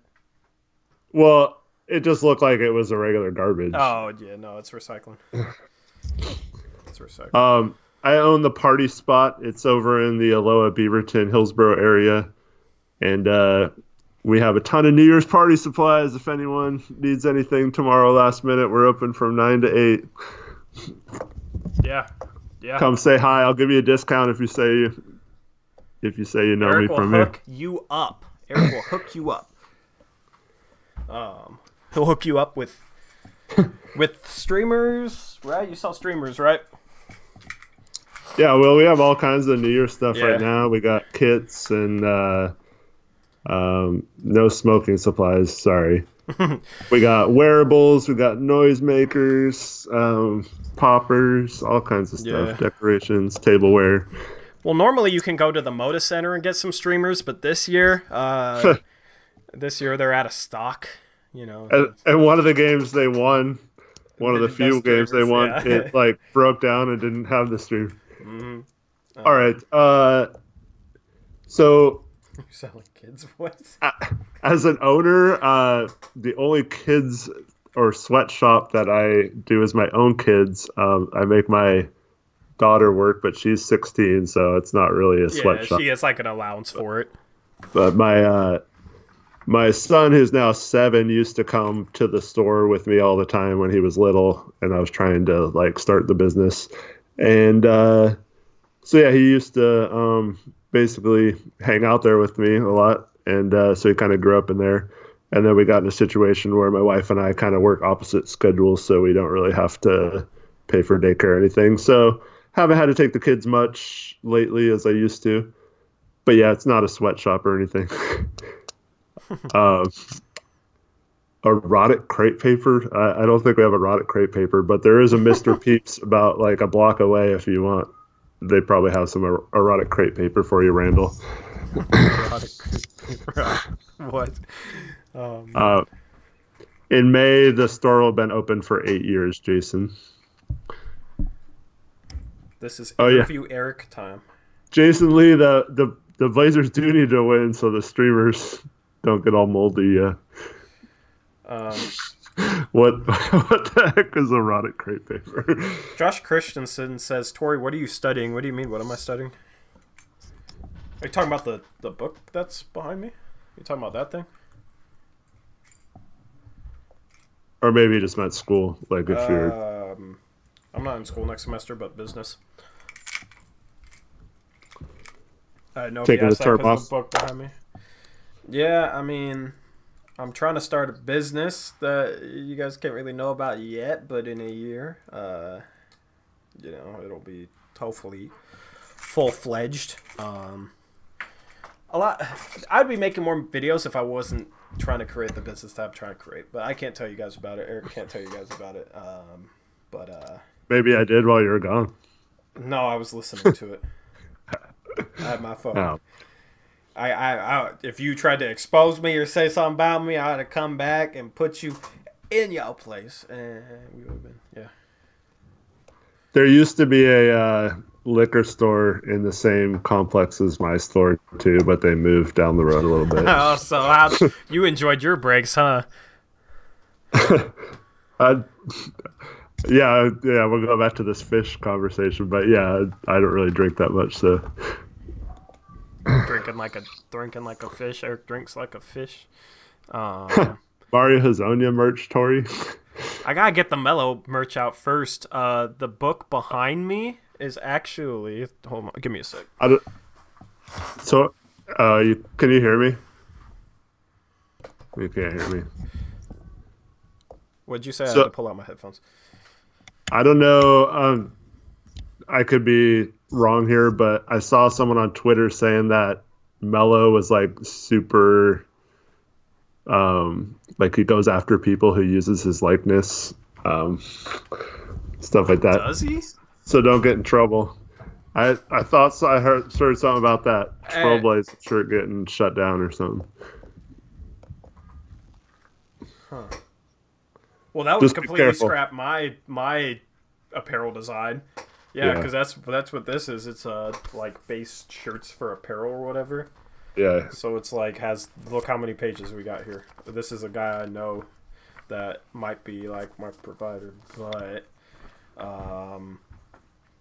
I mean, like the design is minimalistic enough that it's like I don't know, but it has mellow. I'm not sure what.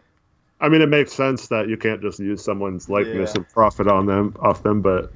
Yeah. I don't know why other people get away with it. I don't know. Oh, I think it was that Evan M guy. Really? He was saying they came after him for doing like a painting or something, or like a print of Mello or something. Was it like a heavily edited print? I don't know. Like came after him, like had him shut it down, or? Yeah, they told him to. Like gave him a cease and desist letter or something like that. If I get a cease and desist letter from Mello, then that's kind of dope. I'll frame that. I'll put it on my wall. That'd be awesome, yeah. So it wouldn't be from him. It would be like his lawyers and stuff. Hey, that's cool. I'll take it from Mello's lawyers and I'll frame it. I'll frame that, bro. I don't care. And then I'll stop, so I don't get sued or anything, which would be kind of ridiculous for somebody that's made that much money to sue me. But, yeah. I don't know. You just might want to look into that real quick before you. I mean, I don't want you to get in trouble for a that. cease and desist is fine. Like, I just stop. Yeah. I'd put out however many, and then I'd, then once he noticed, Might not. I might. Yeah, I don't know. I don't know about that. Crap, man. We'll see. Later, Tenek or Tinok or however you say your name. Okay, so I have something for you guys. In the future, in the next couple of weeks, I want to put out like a stream highlights montage. I think that would be entertaining. We've had some funny moments on these streams. It'd be cool to make a montage of like funny stream highlights. If you guys want to help me out with that, and you remember like specific moments of past streams, you guys can kind of find that moment by like looking through the live chat, what was said in the live chat. You could even like scroll it all the way out and then hit Control F to find certain words or something. I don't know. Like, but if you time stamped that segment on that video, that'd be a huge help because there's a lot of streams for me to go through. But I want to include like the funniest moments from streams we've already done, and then do that like every like couple of weeks or so. During a live stream, if there's a like a time that you think would be good for that montage, then there's also a comment section along with the live chat, and you can post a timestamp down below there.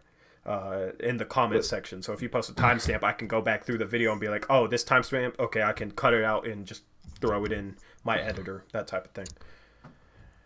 What's up? Later, Randall Pink Floyd. Happy New Year, man. See you, Randall.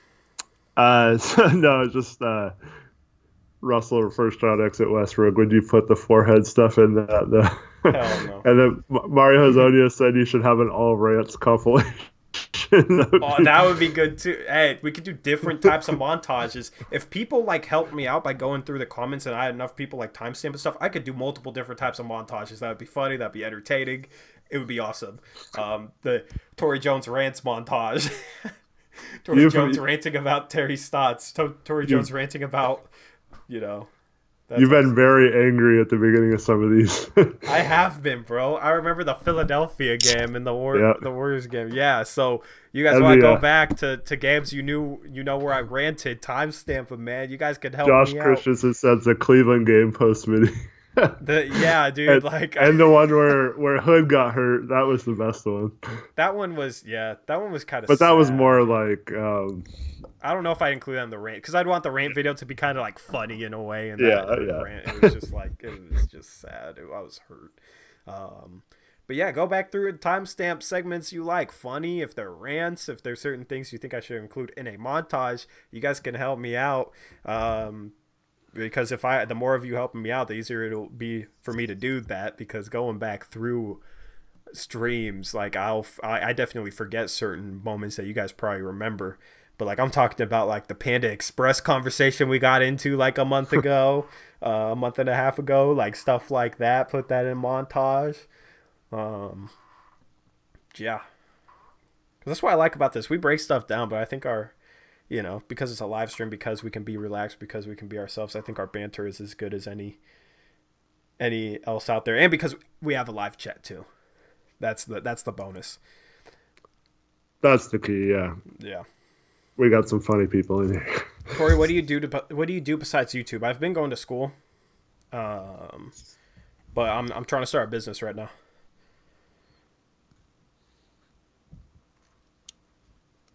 A Tori getting distracted montage.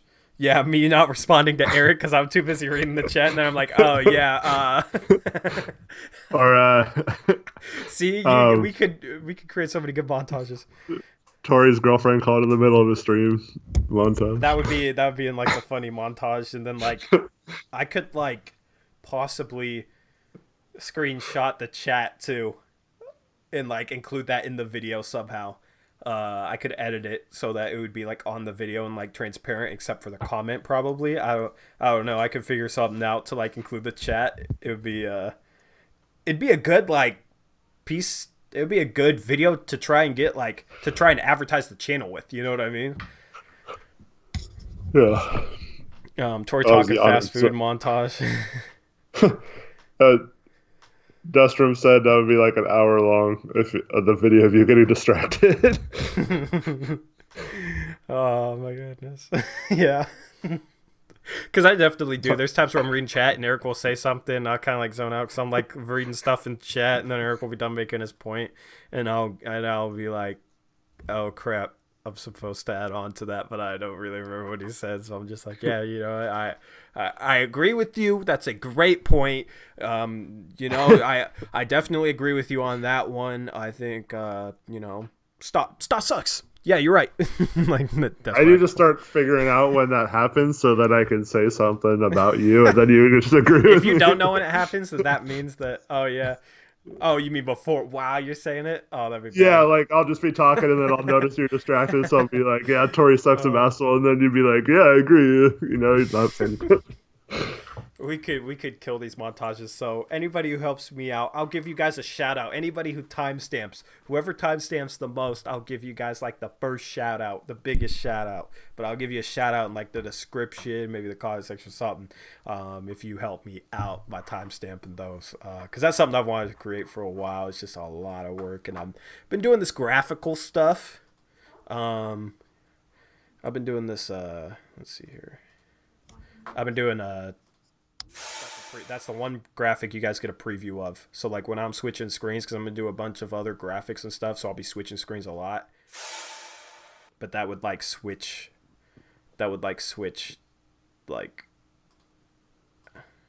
switch scenes. So like I just made the scene black, but it would switch to different scenes. But that's the one preview you guys get. But that's what I've been working on. I'm working on like an intro. I'm working on an outro slide. I'm working on a Twitter and a YouTube banner and stuff like that. Also changed the noise. Yeah, the tutorial I watched said, well, when I'm not going to do it over and over and over again, I might need to make it quieter. Or is the noise like annoying like that? Because the tutorial I watched was like, put in a noise like this. And I'm like, all right. Yeah, that Russell Westbrook has a good point. The comment should say what the timestamp is referring to. Oh yeah. Like rants or yeah, just say funny rant or funny moment or fast food. I don't know. Good You night. could explain it. Good night, Neil O'Shea. Even though you're not the real Neil O'Shea. Good night. Wake up. Actually, O'Shea needs to wake up and make a move. So. Kyle Wilson, you mentioned this on Twitter, but he wanted to hear your thoughts on Oregon Live disabling their comments. Okay, yeah, I have an opinion on this. My hat just unsnapped. So what they said, let me find it. Because I forget exactly what they said. I want to quote it. So I'm so old. I was there for the beginning. My daughter's laughing at me when I said I'm so old. So I'm so old that I was around when the Oregon Live Blazer Forum started, and I was there from the beginning until that was what 2 years ago. They finally closed that down. A lot of crap in there, but a lot of good Blazer talk back in the day when there wasn't really many sites to do so on. There wasn't. Did they still have Blazers talk on there? So there was a forum on there basically. Oh, they got rid of that, huh? Yeah, they got rid of that. Yeah, so that's when I switched over to the forum that I met you from. Yeah. But yeah. So actually, I don't know if I know Eric if Oregon Live didn't shut down that forum. So shout out to Oregon Live shutting down that forum. Because now you guys got me and Eric on this post-game show. So, I mean, I guess that was a good thing. We wouldn't have a 3-on-3 title together. Oh, I would have carried us regardless. Oh, thanks, man. You could have played against me. You could have gotten on the Oregon Live 3-on-3 team, and I could have, we could have went 1-on-1 instead of being friends. We could have been foes. Also, Eric, yeah. Tori and Eric trash talking each other montage. That's another montage for you guys. That's mostly just you. Yeah, you don't. Yeah, you Gassy, trash talk. You said you're a better passer than me. That's worse than anything I've said to you. Please. Saying one aspect of my game while praising all the rest of your game as being better. Exactly. Tori's co-host so old he went to school with Tori's grandfather. Yeah, pretty close. Yeah, nah. Hey, Gassy Jalapeno, what was your screen name on O Live? Did you comment in the Blazer section or? Anyway. Trevin says to add more to it from my side. Yeah, you could add a little bit more. I hate when I like trash talking is kind of lighthearted, but I then wasn't you're just even. like, then you're just like, okay, and I'm just like, go, all right. Where's the try to bring some feistiness to the shit. All right, Eric, I'm a better passer than you. Okay, and it's just like, all right, Pete Davidson on me. Oh, okay. You trying to go Chad doing on me? Um, no, like I forgot what I was to say. Never mind. Oregon Live. My opinion on it. I'm gonna read the. Oh, I just backed out of it. Of course I did. Let me give me 2 seconds. I quoted them in a tweet. I just retweeted it. But Oregon Live said about disabling their comments, they said, "This change does not mean we care less about hearing and sharing the diversity of voices across Oregon. That's why our journalists are active on social media," and they added on to that, but I didn't want to read the rest because I quoted that and I said, basically, journalists will give light to whoever agrees with them. Yet somehow that's supposed to promote a diversity of opinion. We see it with the Blazers media, the people who cover the Blazers. They're gonna give light to whoever agrees with them. I expect Oregon Live to hold their writers to a higher standard. I think they'd get in trouble if they were going about things the way that some of the guys in Blazers media have gone about things, like a Chad doing, JP's perspective, people like that. But they're not going to give light to people who disagree with them. They're only going to give light to one type of opinion, and that's the opinion that agrees with them. So how is that going to promote a diversity of different opinions? It's not. How are they going to promote that as Oregon, as the Oregonian, right. Oregon Live? Like, it makes no sense. It's just a cookie cutter cliche type of response. Yeah, what they're doing is the exact opposite of that. Exactly. Yeah. That doesn't make any sense. Like, I'd have more respect for them if they were just like, look, the comments get a little out of control. We don't like having to deal with them, so we're just going to stick to the stories. I know a lot of sports sites have started doing that too, not having comments. I don't know if ESPN does still or not. ESPN disabled it a while ago. Yeah, CBS Sports did it too. But yeah, just moderate your comment section better. Yeah, that's all I have to say. But I'll read this off. Actually, let's read this article because I haven't read the article. Other than the little preview quote they had. When Oregon Live launched more than 20 years ago, it was built around reader conversations with some news, sports, and entertainment sprinkled in. Over time, we have evolved into a real-time digital news organization, and reader conversations shifted from forums to comments, and more recently to social media, and text messaging and events that bring people together for thoughtful give and take.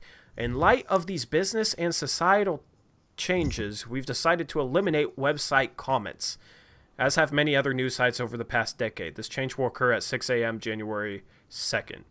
That doesn't really explain why. In light of these business and societal changes, what business and they explain the business change they've made, but what's the is it societal or societal? Societal, right? Yeah, you said it right the first time. Okay. What societal change did they explain? I don't know. What societal change did they explain? More recently to social media and text messages and events that bring people together for thoughtful give and take. How does that societal change explain why they're getting rid of website comments? I get other people can engage with them in different mediums, but how does those mediums existing explain why you're going to take away the medium of website comments on Oregon Live? I don't understand that. It doesn't make sense to me. Nope. Maybe somebody in chat can explain it better than they did, but that's not a good explanation for me. Good night, Destrom. Good night, Destrom. Appreciate you tuning in, bro. They also say some people will be unhappy with this decision and others will celebrate. Who the hell is celebrating this? It's important to note that very few people contribute the vast majority of comments on the site. So they're saying that only a few people comment and they have the majority of comments.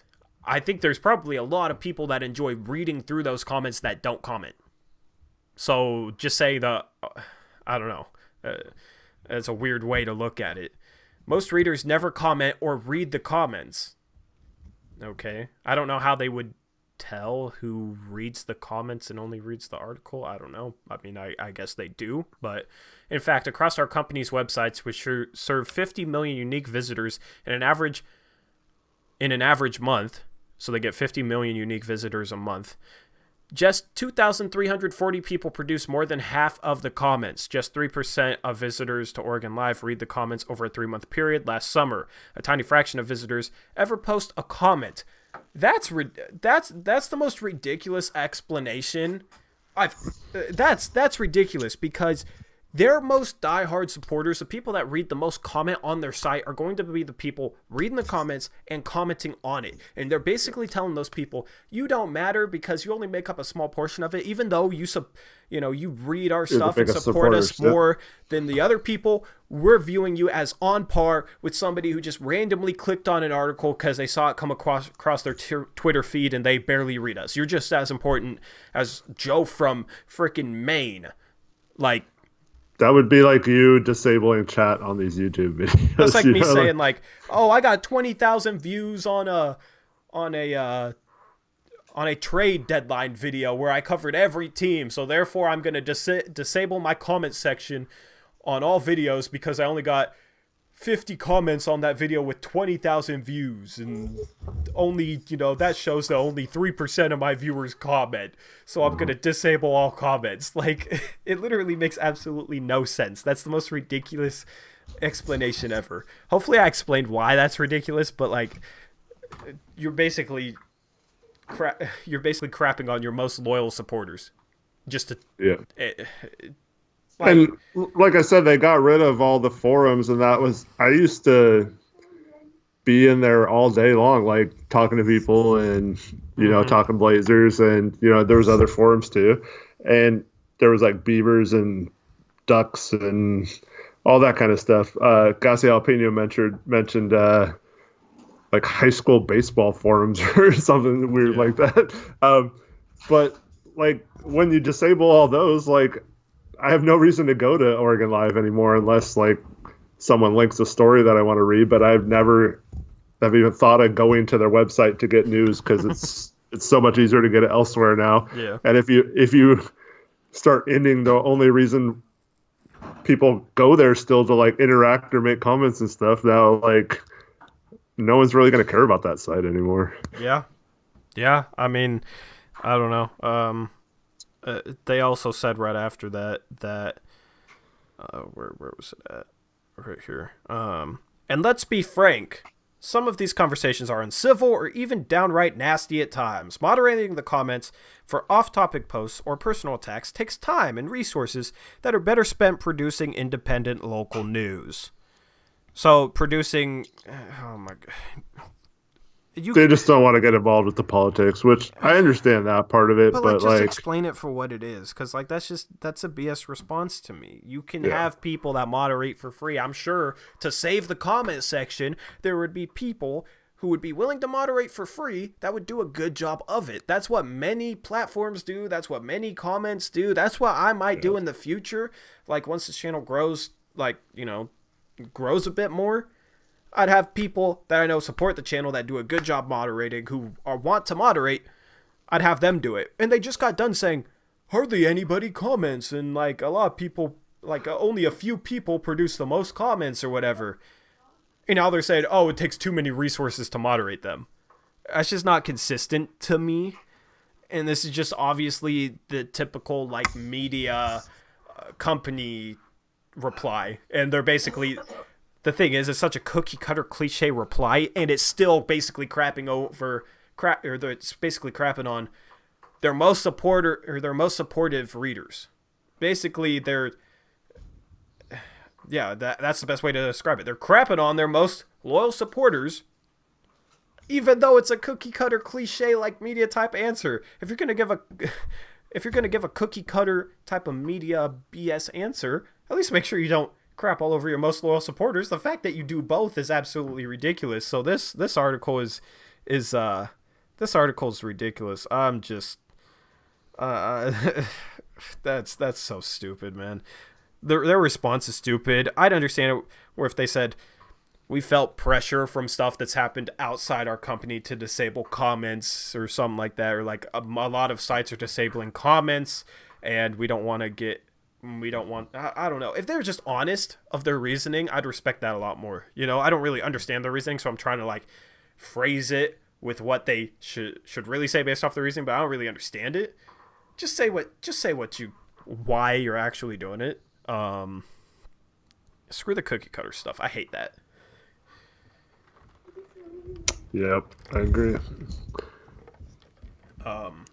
The client has a bad feeling Oregonian is going to shut down Oregon Live completely. Yeah, I don't know about that because, I mean... Make some money. I'm sure more people still go to the site than read the actual paper anymore, but... Yeah, I mean, they said 50 million unique visitors a month. That's too much money for them to shut it down. Shut it down. That's a lot of visitors. They get a lot of traffic.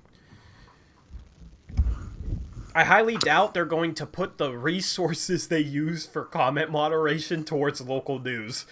Right. Oh my god. On Oregon Live, you'll see us experimenting with daily live chats that will be carefully moderated to ensure everyone feels welcome. Okay. Good, I guess. Just like before, you can click on a reporter's byline on any story to email questions or comments. Yeah, and nobody's going to do that. Like, okay, cool that you give that option, but you can also send letters to the editor to letters@oregon.com. That's a little outdated title for that, but we publish letters daily online and twice a week in print. So okay. We'll see how biased you are with what you pick and choose to post. You know what I mean? They're literally just going to post, I don't know. They're going to pick and choose. You know what I mean? They want to control the narrative a little bit more, and I don't like when media tries to control the narrative. As you guys have already told, like those who follow me on Twitter already know, based on my run-ins with Blazers media, that I don't like when the media really tries to control the narrative. I hate that. Not just with Blazer basketball, with anything.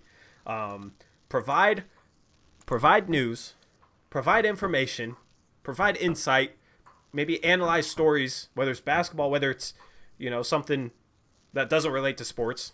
Provide that type of stuff and let people make up their own opinion and let people share their opinion respectfully. Even if it disagrees, like whatever. That's what my channel's based around. I hate when media companies just try and control the narrative, basically try and pressure people into thinking a certain way, pressure people into not sharing their opinion if it's different than what the media thinks it is. Because that's what the media covering the Portland Trail Blazers does. Yep. So. Yeah. I get so sick of it. I don't want to get into the Twitter thing right now. No. It's just funny how like I didn't even plan on going that route with this, but it literally ties directly into that. Man. Anyway, Daniel Schomburg says, I just got home. We lost to the Suns. Yeah, we lost to the Suns. We blew a 19-point lead at home. The players looked over to Zach Collins sitting there on the bench injured, and they just they didn't want to play anymore, so they blew a 19-point lead. So, injuries. What's up, Alvaro? I'd butcher your last name probably, but what's up, Alvaro? No, it's Cornejo. It's a different Alvaro. Alvaro Cornejo? Yo. I suck it. 19 points. OMFG, man, this is embarrassing. Yeah, it was embarrassing. We played great for a half. Did you see Kendrick Perkins' tweet? Kendrick Perkins tweeted out about how he watched us playing beautiful team basketball the first half, then saw us regress to isolation, horrible brand of basketball the second half, and it lost us a 19-point lead. Kendrick Perkins tweeted out exactly what I've been telling you guys. That's Chris Webber talks about it too. So ex-NBA players are starting to catch on this, but apparently Chad Ewing's the expert. No, No, I hope Blazer Media responds to what Kendrick Perkins said. If one of you guys catches wind of Blazers Media responding to what Kendrick Perkins said, then tweet it at me, DM it to me, let me see it, because I want to see it, because it's something I'll talk about. Because if local media, the same local media that's defending Stotts and basically trying to mock or make a fool out of anybody who criticizes Terry Stotts, if that same local media is going to try and do that to Kendrick Perkins, they're going to make themselves look so foolish, and I want to be there for that. So if you guys catch wind of that, if you guys see that, you guys got to let me know. Oh, Alvaro says he's a Suns fan. And yes, that game was whack. Congrats for the win. Alvaro, what is your opinion on the Blazers that game? Because I thought we played a good style of basketball. What's your opinion on the style that we played? Because I thought we played a good style of basketball the first half, and the second half we completely got away from it. Our defense was whack. We just played a horrible brand of basketball the second half and let you guys come back. So Kyle Wilson says, conspiracy theory, this is all an intentional tank by Stotts and Olshey. If I didn't know any better, I would agree with that probably. Because it almost seems like they are trying to, Stotts isn't filling those roster spots. He's letting the team dwindle down to 10 healthy players, including Moses Brown, and not making any moves, even though he has 2 open roster spots. And then Stotts is just making weird moves as well. But the way they were talking before the season on media day about this being a championship roster and all that stuff, why hype it that much if they were even thinking about tanking? And then just the fact that Dame's in his prime and you don't have that many years of this level of Dame left, so you wouldn't just waste that on purpose, I don't think. So I doubt that's true, but it is kind of funny to think about. If you just went into every game tonight, you'd be like, oh yeah, they did a good job of tanking that one. They were up 19 and still got the job done. So if you were pro tanking, this would have been a good game, I guess. Yeah. It kind of fits. Gassy Jalapeno says, is it where was it? Is it me or is the local media pretty quiet right now? Yeah, I didn't see many tweets tonight. Interesting. Trevin says, Kevin Calabro responded to Chris Webber that one time. Yeah, Kevin made himself look bad. Blazer fans were like, yeah, you get him, Kevin. Yeah, you tell him. You tell him what's up. You tell him what's really happening. We're just the most injured. He didn't mention injury. You know what I mean? Oh my God. Yeah, Kevin Calabro, the same Kevin Calabro that called Eli Akobo Josh Okogie for the whole first half. That was driving me crazy, bro. Did you guys notice that? Did you notice that, Eric? I thought I heard one Okogie, and I was like... I heard at least 2. I think I heard 3. I think I zoned it out for a couple times, and I was like, wait, he's really saying Okogie. And then he said Josh Okogie, and I'm like, that's Eli Akobo, bro. know your guys, man. Media guys are supposed to research the roster a little bit, know about each player going into the game. Honestly, I like our broadcasters, but I feel like they don't do they don't give us a ton of insight into the other team. I don't know why that is, and I don't know. That's just kind of the perception I get watching the broadcast. I'm not going to sit here and say that they don't prepare, they don't study up, because I don't know that for sure. Maybe it's just the style of broadcast they're going after, but it's you think Eli Akobo is Josh Okogie the whole first half, that kind of, and you don't share much insight into the other team. That kind of says to me you're not necessarily paying attention enough. I don't know, but that's just me. I don't want to criticize Calabro like that, but it just had me cringing a little bit, man. It's Eli Akobo.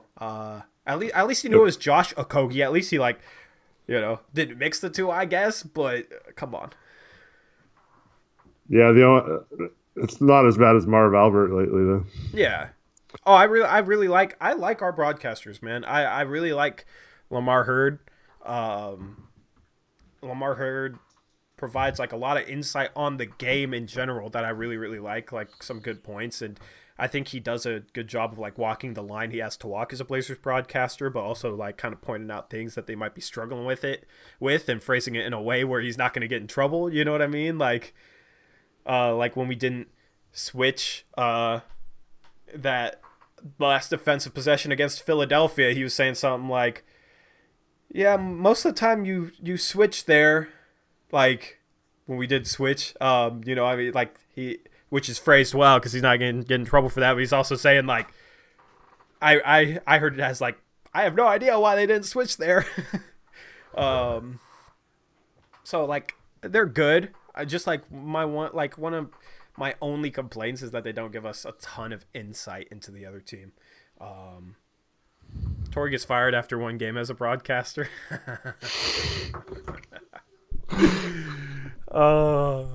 If Blazers were smart, they'd let me do commentary over the game and live stream it on YouTube. If they were smart. And then they would like take all the donations or whatever from that. But I mean, I'd love, dude. I wish I could broadcast the game and do commentary over it. There might, like, because that's something you'd get in trouble for. So I couldn't even. The thing is, I couldn't even say like, oh, for people on Patreon, I'll find a way to like stream it directly to Patreon and I'll commentate over the game while the game's going on. I think I'd get in trouble for promoting that. Like I could get in trouble with the NBA for reproducing it. And since it's a Patreon donation, probably getting like, I'd be making income off of, I mean, I don't know. So I couldn't even do that. So there's like no way I could do that. It would just be fun to do, if that makes sense. Don't cancel me, NBA. Yo. Do a co-stream? What do you mean by a co-stream? Trevin name dropping people we've been getting into it with. Brady OU, aka Juju. Dude, that's the orange right. Picture, I think. What were you saying?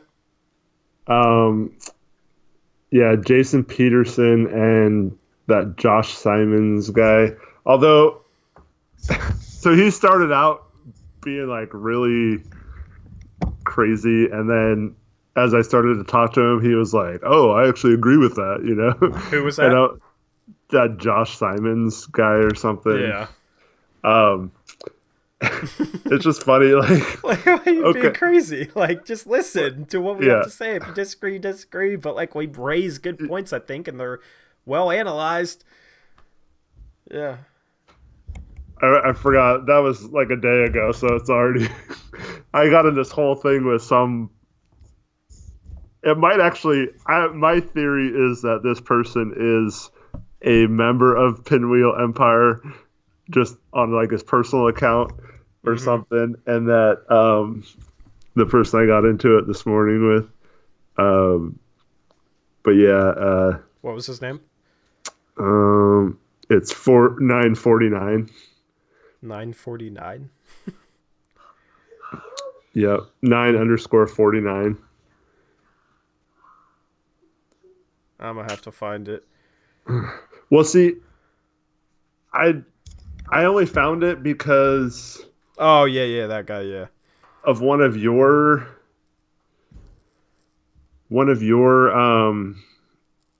I was trying to find, even though I was blocked, I was trying to find, where those tweets were, or what people were saying on those tweets that you posted about Pinwheel Umpire calling you out for your podcast. Yeah. And then I saw some.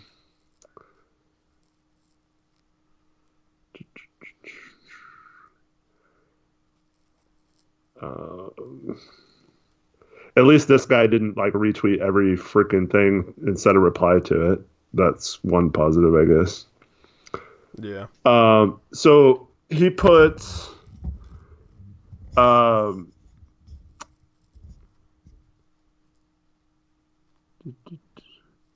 that I'm reading this. Holy hell, he's embarrassing himself.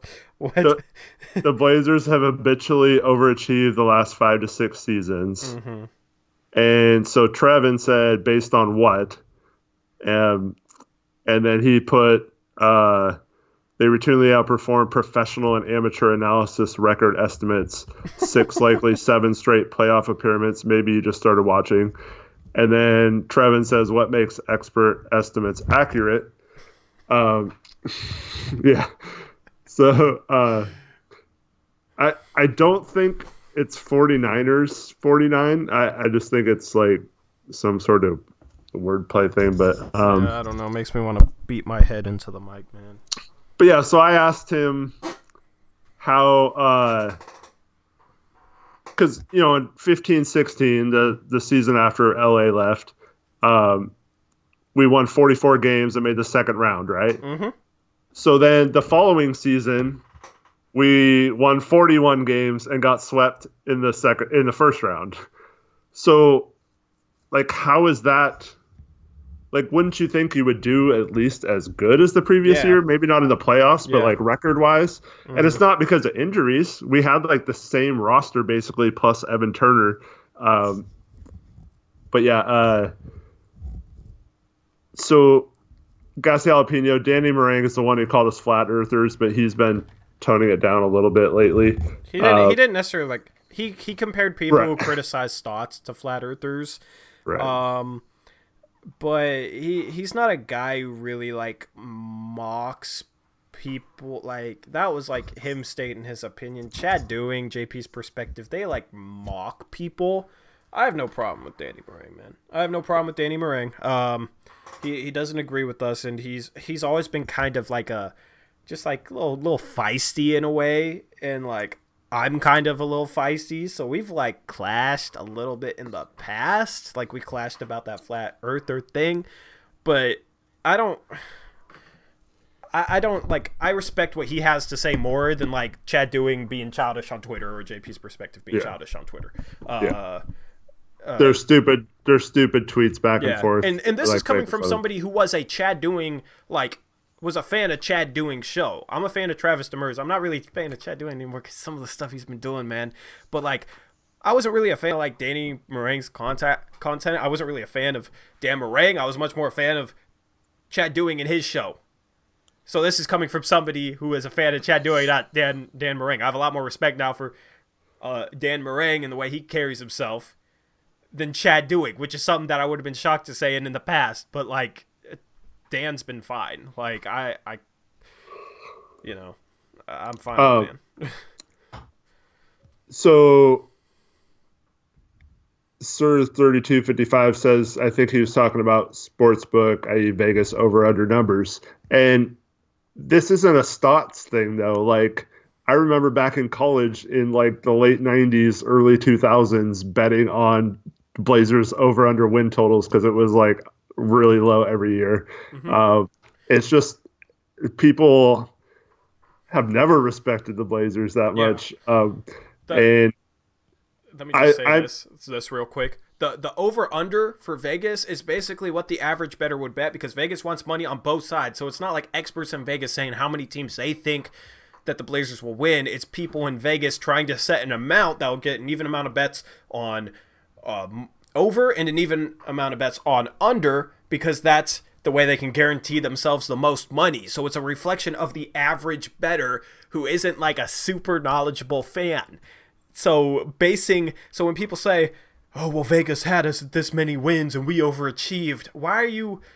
First off, they like clown that over-under. They say, oh, people are so unknowledgeable about this team. Like, it's ridiculous. Like, they don't know what they're talking about with this team. We're better than they realize. But then when it gets in a conversation about Stotts, they say, oh, well, we overachieved. Like, look at the Vegas numbers. Then they give that credibility, and they give credibility to the average bettor. It makes no sense. They're not more credible than somebody that watches the team game in and game out. But go ahead. Sorry, I cut you off. Oh, no, it's fine. So he says he understands how betting works. I know, we're just explaining to everyone. Yeah. Not everybody does, so. But, like, that's not... I mean, there are plenty of See, this makes me mad too, because there was a bunch of prediction modules and formulas that had us being a 40 win team this year, and they're going to end up being right. But it's not necessarily because of the reasons they said. But that's the same everywhere. Like last year, it's not like they had us winning a lot of games, and it's because like formulas don't really account for like Dame's leadership or like certain players like CJ's ability to hit a clutch shot or just little things like that. Like Nurk's undervalued nationwide compared to how good he actually is. Like not a lot of nationwide media knows that. It's just, and I know we don't have Nurk this year, which is part of the problem, but like it's just every year they get discredited. And then Vegas actually had our line higher than most people had it this year. It was like 46 or 47 and a half, I think. So that was actually super high for Vegas standards. But yeah, usually it's easy money betting on the over for wins for the Blazers. Yeah, this year it's easy loss if you bet the over. Sadly. But yeah, I don't know. It's just. But yeah, this is the kind of clown stuff that I hate. So like, I just put after making the second round and winning 44 games in 25-16 and 16, only winning 41 games and getting swept out of the first round the following season is overachieving. Not to mention the preseason rankings don't factor in moves like trading for Nurk in the middle of a season. Like there'd be no way to know that. So like we would have been a below 500 team, like way below 500 team if we didn't trade for Nurk that season, right? So yeah. Like the preseason predictions didn't really matter once we traded like for predicted Nurk because like 4th or 5th anyway. We were predicted to win like 47, 48 games before that season anyway, and then we traded for Nurk at the trade deadline and still only won 41. So we and then like last year, our lineup in the playoffs was way different than our lineup at the beginning of the year since we had lost Nurk and we had Cantor and Hood, which we didn't have at the beginning of the year. So what do the projections at the beginning of the year matter for getting to the Western Conference Finals when the team is different and we made moves during the season? Yeah. So I got this response back. The Nurk move was made during the 41 season where they finished hot, you dumb F. Like, okay, cool, dude. Like, that guy's a clown. Thanks for having a conversation with me. Yeah. But that's like how it all is. Like, you can't even criticize Stotts. And that Damian Skiller guy, he kept asking questions that didn't make any freaking sense. Like, name another team that's had 3 injuries on a Tuesday and they have to be 47 years old and have been born in Cleveland, Ohio. And yeah. Oh my God, that's so funny. like, yeah. you can't do it, huh? Yeah, because you bring up the Raptors, somehow they didn't count. What's the your Pacers, point? somehow they didn't count. Oh, well, they play in the East. The East has actually been just as good as the West this year. The West only has like 6 good teams. I guess OKC's their 7th winning team, but the 8th through 15th is bad in the Western Conference. Yeah, it's funny, man. But Eric Montage, you guys just gotta give me those timestamps. I'm telling you.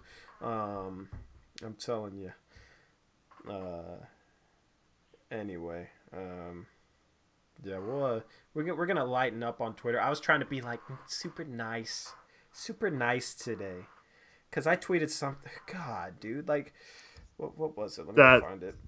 That Jason Peterson guy has been really making me mad lately, cause him and Chad have those back and forths, and then he tries to be like, "Oh, why'd you come at me, dude?" Like, because you're coming at me, man. Yeah, you're the one mocking people with a certain opinion. I have that opinion, so it's coming at me. Like, yeah, it was funny because I think I tweeted out like, "This take is so devoid of logic" to that JP's guy, because I knew he was that type of guy to be like that. So like, I didn't care to say like, "This opinion is so devoid of logic," because he said we'd be like 21-11 with Zach Collins when we were 14-19. It's like he's not gonna make that much of a difference. He's important, but holy hell, all of a sudden he's become the most overrated Blazer I've ever seen since he's been out. And if he was, the thing is, he would be playing like decent basketball you could expect out of him, and people would be like kind of killing him because of how like expectations were too high for Zach Collins going into the season. I mean, I was kind of a culprit of that too. But like for me, it was like he has the potential to have a huge third-year jump, but a lot of people just expected that. So now he got hurt. It's like, oh well, we lost him, so we're 7 wins worse, 30 games into the season. Like, it's that take made no sense logically. So I said that's devoid of logic. I didn't hold back on it. I just attacked his opinion too. I didn't attack him. I just attacked his opinion. I didn't mock him. I just so devoid of logic, because it is, and because I knew that JP was the type to act the way that he's been acting towards us, because I'd seen it in the past towards other people. And it was funny how Keith Feltner-Smith kind of like, I mean, he kind of had a point, but I don't think he realized how that JP guy is. He's like, you're just shutting down basketball conversation. You know, that's like, he kind of went after me a little bit. And it was so funny that after he was like trying to explain that to me, this JP guy just completely goes against everything Keith said in his defense and just blew that out of the water. Like, and there's just like nothing. It's like, yeah, see, I even tagged him. I was like, see what I'm talking about, man? And he's like, Jason. Yeah. So yeah, it's I don't Tori, know. thanks you for the donations, Jason. Oh yeah, for sure. Shout out to Jason. Appreciate it, man. Hope you have a good night. Thank you for tuning in, Jason Lee. But yeah, but I says it's that hour where we're covering Twitter stuff. I mean, we're 2.5 hours into the stream or so. So I mean, that's what we got at this point. We're just forgetting about the game on purpose, right? Your chair squeaks when you do that. All I want, I don't care. But let me find it. Where in the world? Okay, something from the game tonight. Simons gets so many BS calls. Dude, that last one, the blocking He beat him foul, to the spot. He beat him to the spot. He's just standing there. Yeah, that's not a foul. It's ridiculous, man. Stotts should have challenged that. I hate that. Like, yeah, why didn't he? I don't know. There's 22 seconds left. Like, had to he's use trying the to save timeout his for timeout. offense. It's like we're gonna lose if that's a call. Like, because they're gonna get a new shot, like a 14-second shot clock reset. The shot clock was at like 6, so we need those 8 seconds. You know what I mean? You're not gonna save. God, it just makes no sense. But where is it?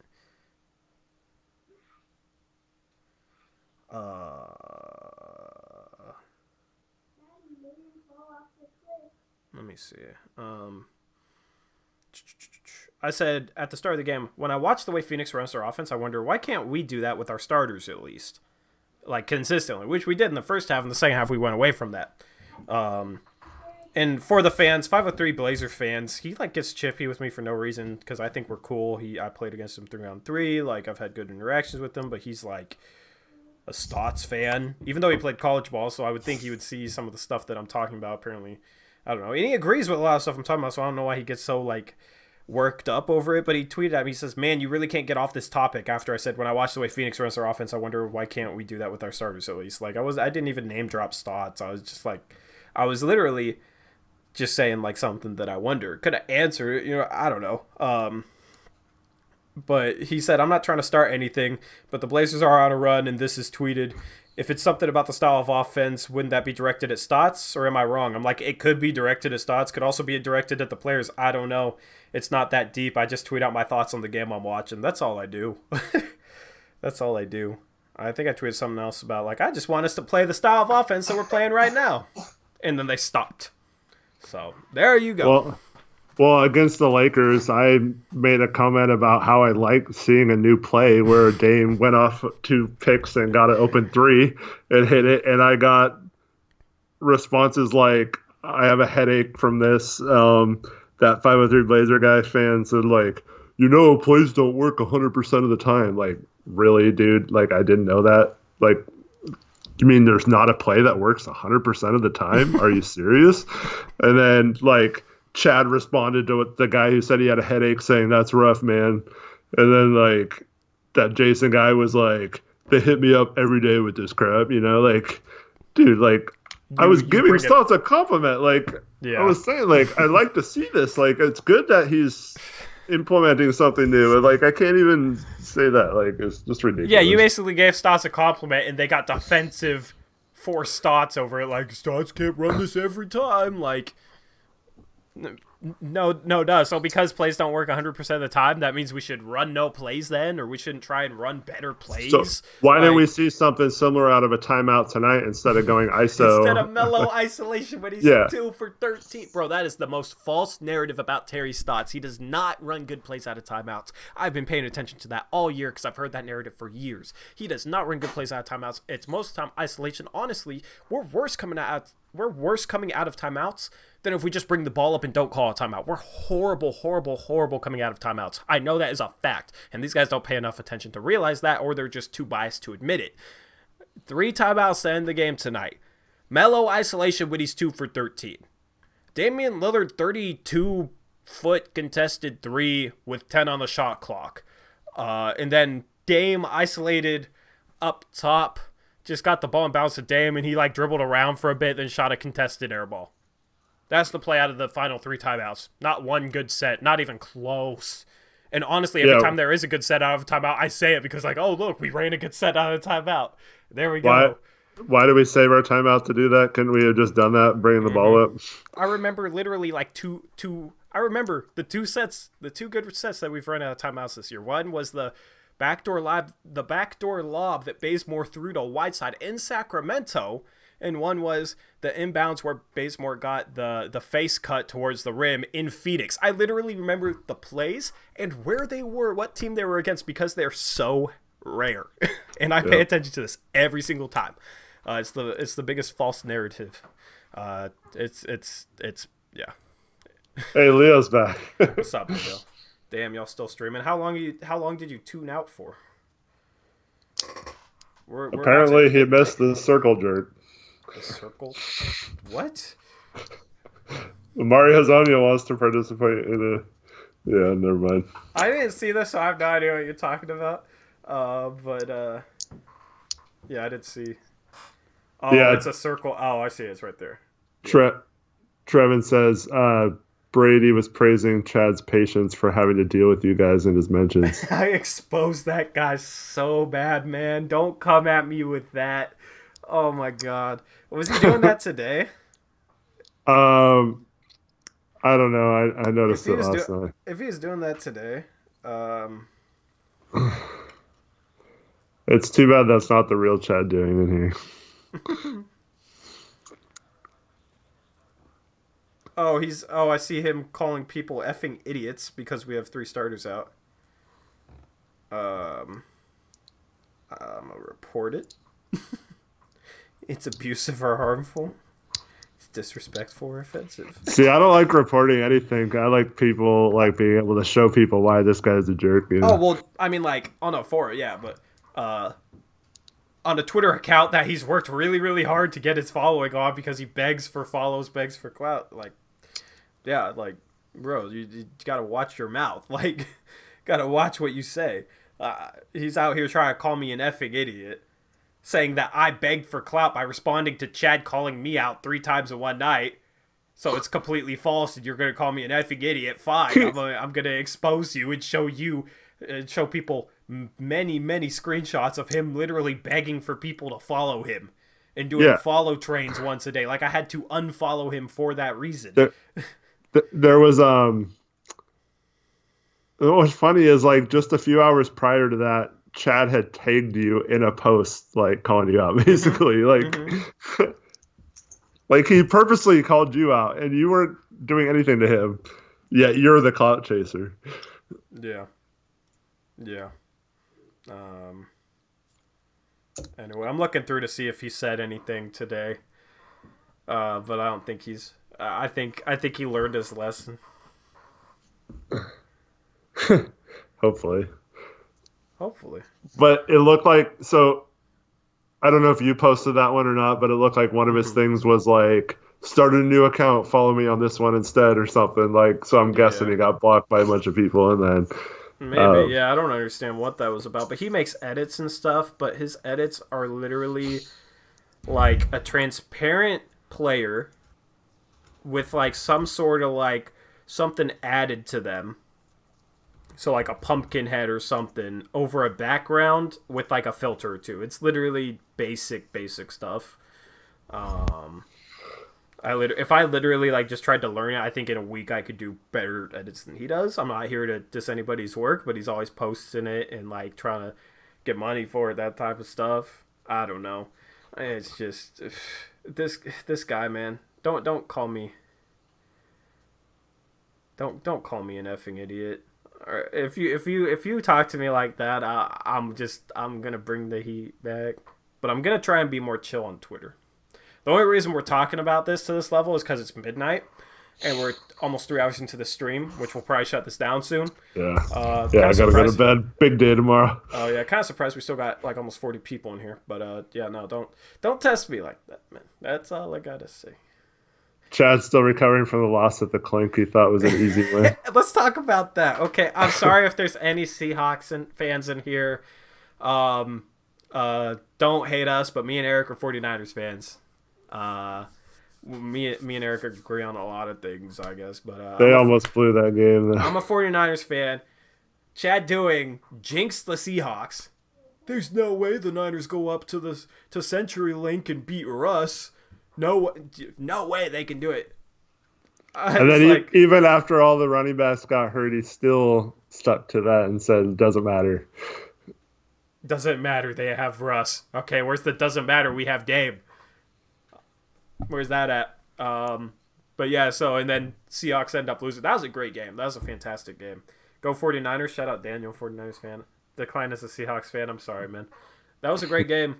Seahawks have a chance to threaten the Niners. We got a Chad Doing Burner account. Oh my goodness. Anyway. That was PI on the second to last play. I can't say you're wrong. Yeah, it's tough because Hollister initiates the contact and then he gets held. You know what I mean? So it's like he held him. It kind of could have gone both ways, but yeah. Here's my interpretation of it, and I think this is kind of what the ref said. Hollister went into the guy to like push off him, so that guy held on to him. Mm-hmm. And I think the defender was thinking, okay, they're not going to call. If he pushes off me, they're probably not going to call this at this point in the game. They're probably not going to decide the game with a call. So I have to do whatever I can to not let him push off me. So he held on to him. I think that's kind of what the refs saw. I think that might be the reasoning for not throwing a flag. You know, I mean, it is PI because he held on to the receiver, and that's why, like, you know, if that happened to the Niners, I'd have been pissed off. Like, that's pass interference. What the hell? Like, I get it. I think that's just what the refs saw. Yeah, I mean, if it was reversed, then that was the 49ers. Exactly. You know what I mean? Like that's the thing. Like, we're all, you know, we're biased. Seahawks fans are biased, so you're going to take the side of your team. There was bad calls both ways too, like earlier in the game. Yeah. And then the Seahawks don't get that false start penalty, they don't even have to worry about that. So or delay a game from the 1 yard foul line. I thought was bad because it was obvious that it wasn't malicious. To me, it was obvious that he didn't hear the whistle and was just trying to throw a downfield block. Like, if he was trying to be malicious, dude could have literally just trucked him, but he like went for like a low like block. Like, it wasn't malicious, and it was obvious that he didn't hear the whistle. It's super loud in that stadium. It's super loud when the Seahawks are on defense. So like, guys might not hear the whistle, and that gave them a 15 yards free first down. That helped them go down and score quicker on that possession, or maybe it was the last possession. I don't know. That definitely helped the Seahawks. So, yeah. I mean, and that's the thing. You could, as a Seahawks fan, you're probably looking at it like, well, he threw a late hit. Obviously, that's a personal foul, which I get. You know what I mean? Like, there's just like a lot of times calls. There's context both sides, and whatever. If it's your team, you're gonna support like your team's side of the foul call. If it's the other team, you're gonna support the other team's side of the foul call. Like. That's just kind of how it goes.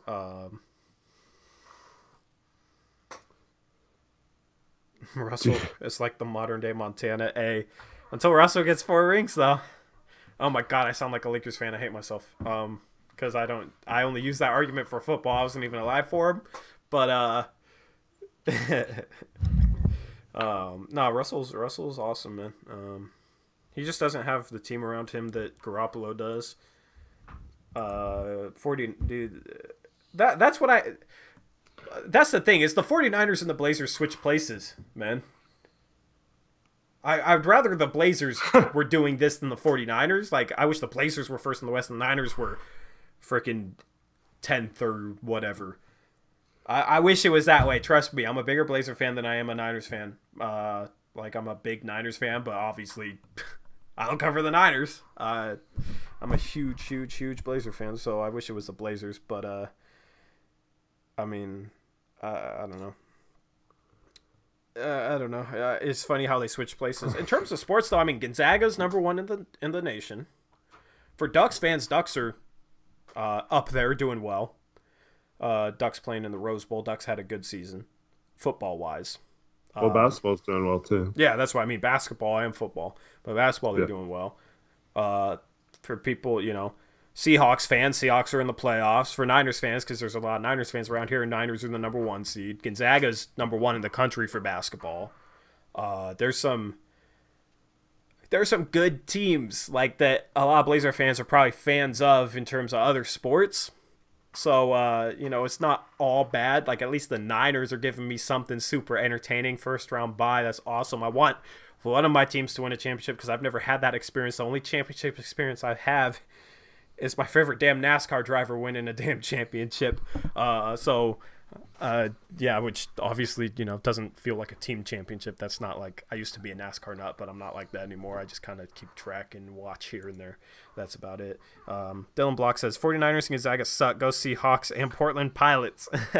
If being first sucks, then yeah, you're right. Seahawks are good, but Portland Pilots, man, that's yikes. That program should be better. They have a nice arena, don't they? Have you ever been to their arena, Eric? Well, whose arena? The Pilots? Yeah, their basketball. I haven't been there since.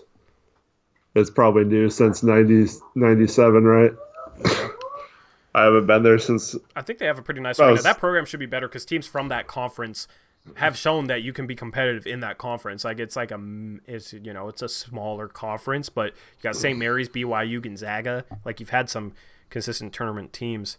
Tony Stewart was my guy for NASCAR. Yeah, I'm a Kyle Busch fan. So, I haven't been. I don't think I've been to UP since I went to a game being recruited there in like 96 or 97. Oh yeah, gotcha. Adam Smith said Seahawks are full of key injuries. That's what's been sad to see. I hope Hawks take care of Biz versus Eagles, and we see the 49ers to finish the war. 49ers didn't have D Ford, one of their most important pass rushers, and they didn't have Tart, and they lost Jimmy Ward. So they lost their two safeties and didn't have their most important pass rusher. That made it a lot easier for the Seahawks to throw the ball on them. And that helped them with that comeback. You're missing two guys at secondary and a guy who's really good at pressuring the quarterback. I know Russ can make plays, but like D Ford is important for that pass rush. Like, it's going to make it a lot easier to throw the ball. Like, I feel like those three injuries helped like compound each other just in the area of the game they were in. That's the thing with football too, is like in terms of like losing a cornerback, like that's super skill based. You know what I mean? Maybe, I don't know. That's different. That's a bit different than basketball, in my opinion. When you're one-on-one versus a receiver, it's receiver versus cornerback. Who's the better man? You know what I mean? And the quarterback has to make the right throw, of course. There's more that goes into it, but it's 1v1 who's the better man in terms of receiver versus cornerback, in my opinion. I don't want anybody to say, just talking about injuries for the Niners, but yeah, both teams were banged up. I thought their left tackle did a good job. Honestly, Seahawks were missing their left tackle, Dwayne Brown, I think his name was. But the guy they had in there for him, I thought he did a really, really solid job, though. Shout out to Dylan Block, another $5 donation. The Child Center is a terrible arena for the Pilots. They don't get enough money from the school to be good. It looks good on TV, so I think that program it's in Portland, like in a solid conference. I think they should be better. Hey, what's up, Dionysus? Is that how you say your name? Yeah, I don't even know. He said he used to own a small business, so he understands my pains. Yeah.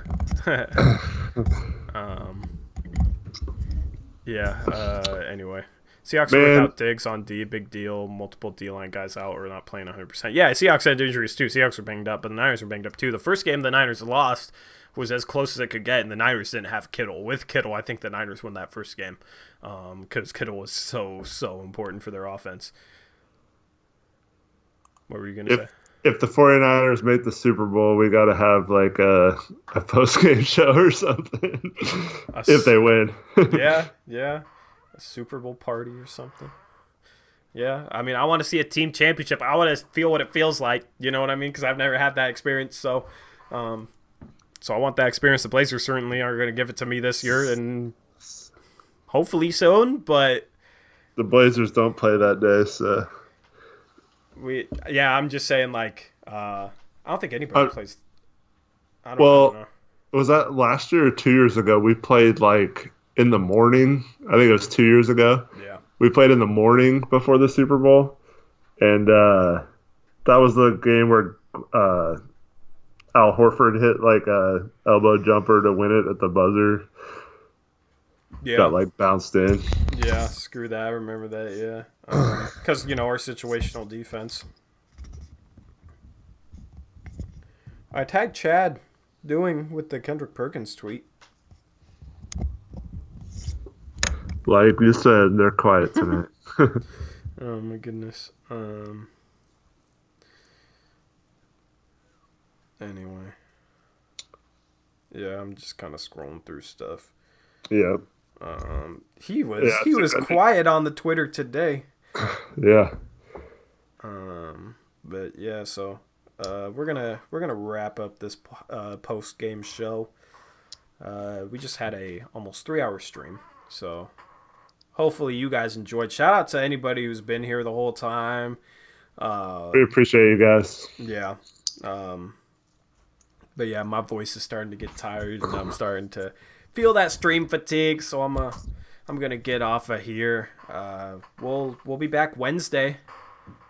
Wednesday we'll have the stream improvements, the graphic improvements. I'm going to do a little something with my social media on the 1st of January on Wednesday. So just pay attention. It'll be cool. So we'll catch you guys then. Podcast 3. Blazers play at 4:30 on Wednesday. They play in New York City, so that's going to be an early game, an early stream. Stream will probably start at 7 and I'll probably do it till like 8 or 8:30. An hour and a half, and be done a lot earlier than we usually are. So it'll be interesting with the times of, we play an East Coast road trip here, so streams are going to be a little bit earlier. But yeah, that's what we got planned. What time is the Rose Bowl? Yeah, that's the other thing, is the Rose Bowl is that day. It's at 2, so it would be over. The thing is, on Sunday, too, the Blazers play at 3 and get done at 5:30. So we'll have our post-game show. I know the Seahawks play at 7:40, I believe. Is that correct, chat? Seahawks play at 7:40 on Sunday? No, they wouldn't play that late, because that would be like 10:40 Eastern. It said 4:40 Eastern time. That's 1:40. Or no, I'm backwards. No, it's 1:40. Oh, yeah, right? that is 1:40. Yeah, I'm backwards. So yeah, it would be. The other game is at 10 a.m. I was like, it seems like, okay, yeah. I was thinking. Yeah, I don't know what I'm thinking. I mixed it up. I got it backwards. Yeah, so they play at 1:40. So the Blazers play at 3. So the Blazer game will be going on during the Seahawks game. I'll be watching both. Our stream that day might be a post-game show where we talk about football. Since the Blazers, especially if the Blazers lose, we'll cover. we'll cover both on that post-game show. Screw it. Let's do it. Because I know a lot of you people are Seahawks fans. We'll cover mostly Blazers on post-game show, but we'll give our thoughts on the football, the first round of football. If they win, we got to break down the next matchup, the Seahawks 49ers. Unless the Vikings beat the... Who are they playing? The Saints? Yeah. I think it's 50-50 chance the Seahawks play the Niners because I think it's a 50% chance that the Saints and the Seahawks win. I think it's a 50% chance that one of those teams lose. If both those teams win, Seahawks play the Niners. If one of those teams lose, then the Seahawks won't be playing the Niners. Because if the Seahawks lose, obviously they won't. But then if the Saints lose to the Vikings being the 6th seed will automatically play the Niners no matter what happens in the Seahawks-Eagles game. So I think it's about 50-50 chance. On our podcast, I think it might be cool to do a NFL playoffs predictions. A little segment, little 10-15 minute segment or something like that, and pick our picks and like final scores for the playoffs. If the 49ers play the Vikings, can we have that game moved to Monday night? Why? Because Kirk Cousins is like, oh yeah, oh for a Monday night. I'd love to play the Vikings. I mean, like, hopefully they wouldn't choke. My life as a fan. They'd probably choke or something. But just beating the Packers, beating the Saints, beating the Seahawks in Seattle. All three of those teams are better than the Vikings. Like, we should be able to beat the Vikings. All two of those wins were on the road. One at home against the Packers. We absolutely wiped the floor with them. So I was trying to think of a better game, but like, were the 4 best games of the year all involving the 49ers? Because you had both Seahawks games, which were epic. You had that Saints game. The Saints game was awesome, and then the Ravens game was, I mean, it sucked the 49ers lost, but that was a great game too. It was. That was a phenomenal game, yeah. I was trying to think of like another like big matchup that was a good game like that. I was having a tough time remembering. Like obviously Miami beating New England was kind of funny. I want New England to lose in the first round. That'd be awesome. I bet Falcons the game with the Niners. Niners have had some up last second. Yeah, Niners have had some really tough. That's the thing. If Niners win that game, they didn't have to win in Seattle. They would have been the number 1 seed. Yeah. So it sucked that they lost that game. But Falcons ended really, really strong. They almost lost 2 games in the last 3 weeks off a last-second touchdown. Yeah. Adam Smith said, "I'm ready for some Nurkic soon. Just get back that lower body mass, son. We better get something good for Hassan. 100% agree. Nurkic is back in around a month. Yeah. Most likely just a little bit after that, but I think it's possible he's back maybe very, very end of January. So that's what I'm hoping for. But at this point... I bet Gasly Jalapeno was happy that the Dolphins beat New England because he's a Chiefs fan, and that got him a bye this week. I can't believe the Patriots lost to the Dolphins with my God. Dude, that team, a bye on the line. Tom Brady is showing the signs of decline. I mean, that defense has declined. I don't know what the hell happened. I had them in fantasy. They won me a lot of games, and then they sucked down the stretch. But, yeah. Gasly Jalapeno is right, though. Like, you kind of want to play them right now, but like then you don't because they always like seem to figure it out and get it done in the playoffs. True. That's why I'm interested to see them against the Titans. I want to see if these struggles continue or if they just like flip the switch that they seem to be able to flip. The thing is that Miami game was a game they wanted to win because they wanted that bye. Right. And if they win, if they do make it to the second round, then they're playing on that game on the road in Kansas City, which is a really tough place to win. That stadium is really loud, Arrowhead Stadium. That game would have been at home if they simply took care of the Dolphins, and now that game would be on the road. So, yeah, that was they kind of screwed themselves over. We'll see if they recover from it. It'll be interesting. Trevin just shared some...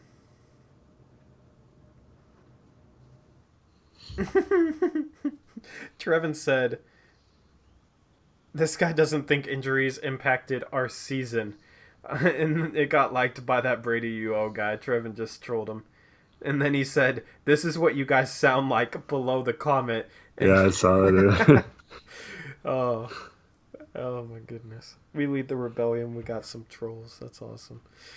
You guys are awesome. So shout out to anybody who's tuned in to this podcast. Viewership's below 30. That means it's time to check off, to you know, good night, everyone. to give you guys a peace out, go Blazers as always type of thing. So make sure to tune in Wednesday. Make sure to pay attention. I'm hyping that up because it'll be cool. You know, it's not, you know, groundbreaking stuff, but I think it's cool for this channel because it's gonna make this channel look better. Videos are already looking better. The stream quality is a lot better, and we're gonna, you know, this is just one of many things. That little stinger right there. That's what I should sign off with. But that's what it's called. That transition's called a stinger, by the way. But I've been working on like other stuff like that. Everyone have a happy New Year tomorrow, and stay safe, but have fun. Oh, for sure. You know, drink water if you're gonna drink a lot of alcohol, and make sure you eat, so you don't, you know, that's what you got to do. Anyway, Traven, you weren't in here for the first like hour or two, so don't give me that. We've been streaming. It literally says live 3 hours 30 seconds right now on OBS. So I don't know how long it is on YouTube. Yeah, it's almost. Oh, look, we're like 5 seconds away from it being 3 hours. Okay, it's officially been 3 hours, so we've been live for. So yeah, there you go. That might be our longest post-game stream all season long. Streaming for 3 hours is tough. I remember we did that draft live stream.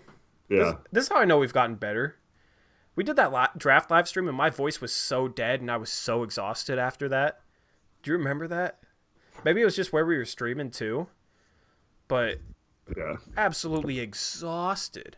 And we only went for like 4 hours. Now we've gone for 3 hours. We're fine. Dude, it's going to be so much fun to do that draft live stream. Now that people are used to us live streaming and used to that. And now that we got, you know, a bunch of cool supporters that are in here every night and make this stream a lot of fun. Now that we, you know a lot of names, you know, now we're familiar with a lot of names because of this stream and stuff. When we do the off-season content, off-season is going to be fun. We're gonna be doing some cool stuff for the draft live stream. Trevin is too busy like trolling on Twitter to listen to the beginning of the show. Yeah, for real. But yeah, I can't wait for that. I can't wait for the trade deadline show too. That's going to be a lot of fun. I love talking about like breaking down other teams' trades and we can grade them and stuff. Yep. I mean, with some of the graphic stuff that I can do, like the draft and the trade deadline and free agency and stuff, is going to be like a professional quality show. Like it's gonna be awesome. It's gonna be a lot of fun. So we're gonna wrap up this stream. Thank you guys for tuning in. Sucks that the Blazers lost tonight. Sucks that they go into 2020 with a 14-20 record, but hopefully you got your mind off this horrible loss with this post-game stream, at least the last hour and a half of it. And we can move on and just try and be entertained by Anthony Simons doing well and stuff like that. Gary Trent Jr. is doing well. Nurkic will be back soon. Trade deadline is going to be entertaining. So, team sucks, but hopefully the content should still be entertaining enough for you guys. I appreciate all you guys that watch these streams, all the support you guys give us on the streams, on Twitter and our Twitter board, all that type of stuff. So, with that, that's a wrap. Thank you guys for watching. This has been Tori here with Eric Brandt. I'll catch you guys later. Peace out. Go Blazers.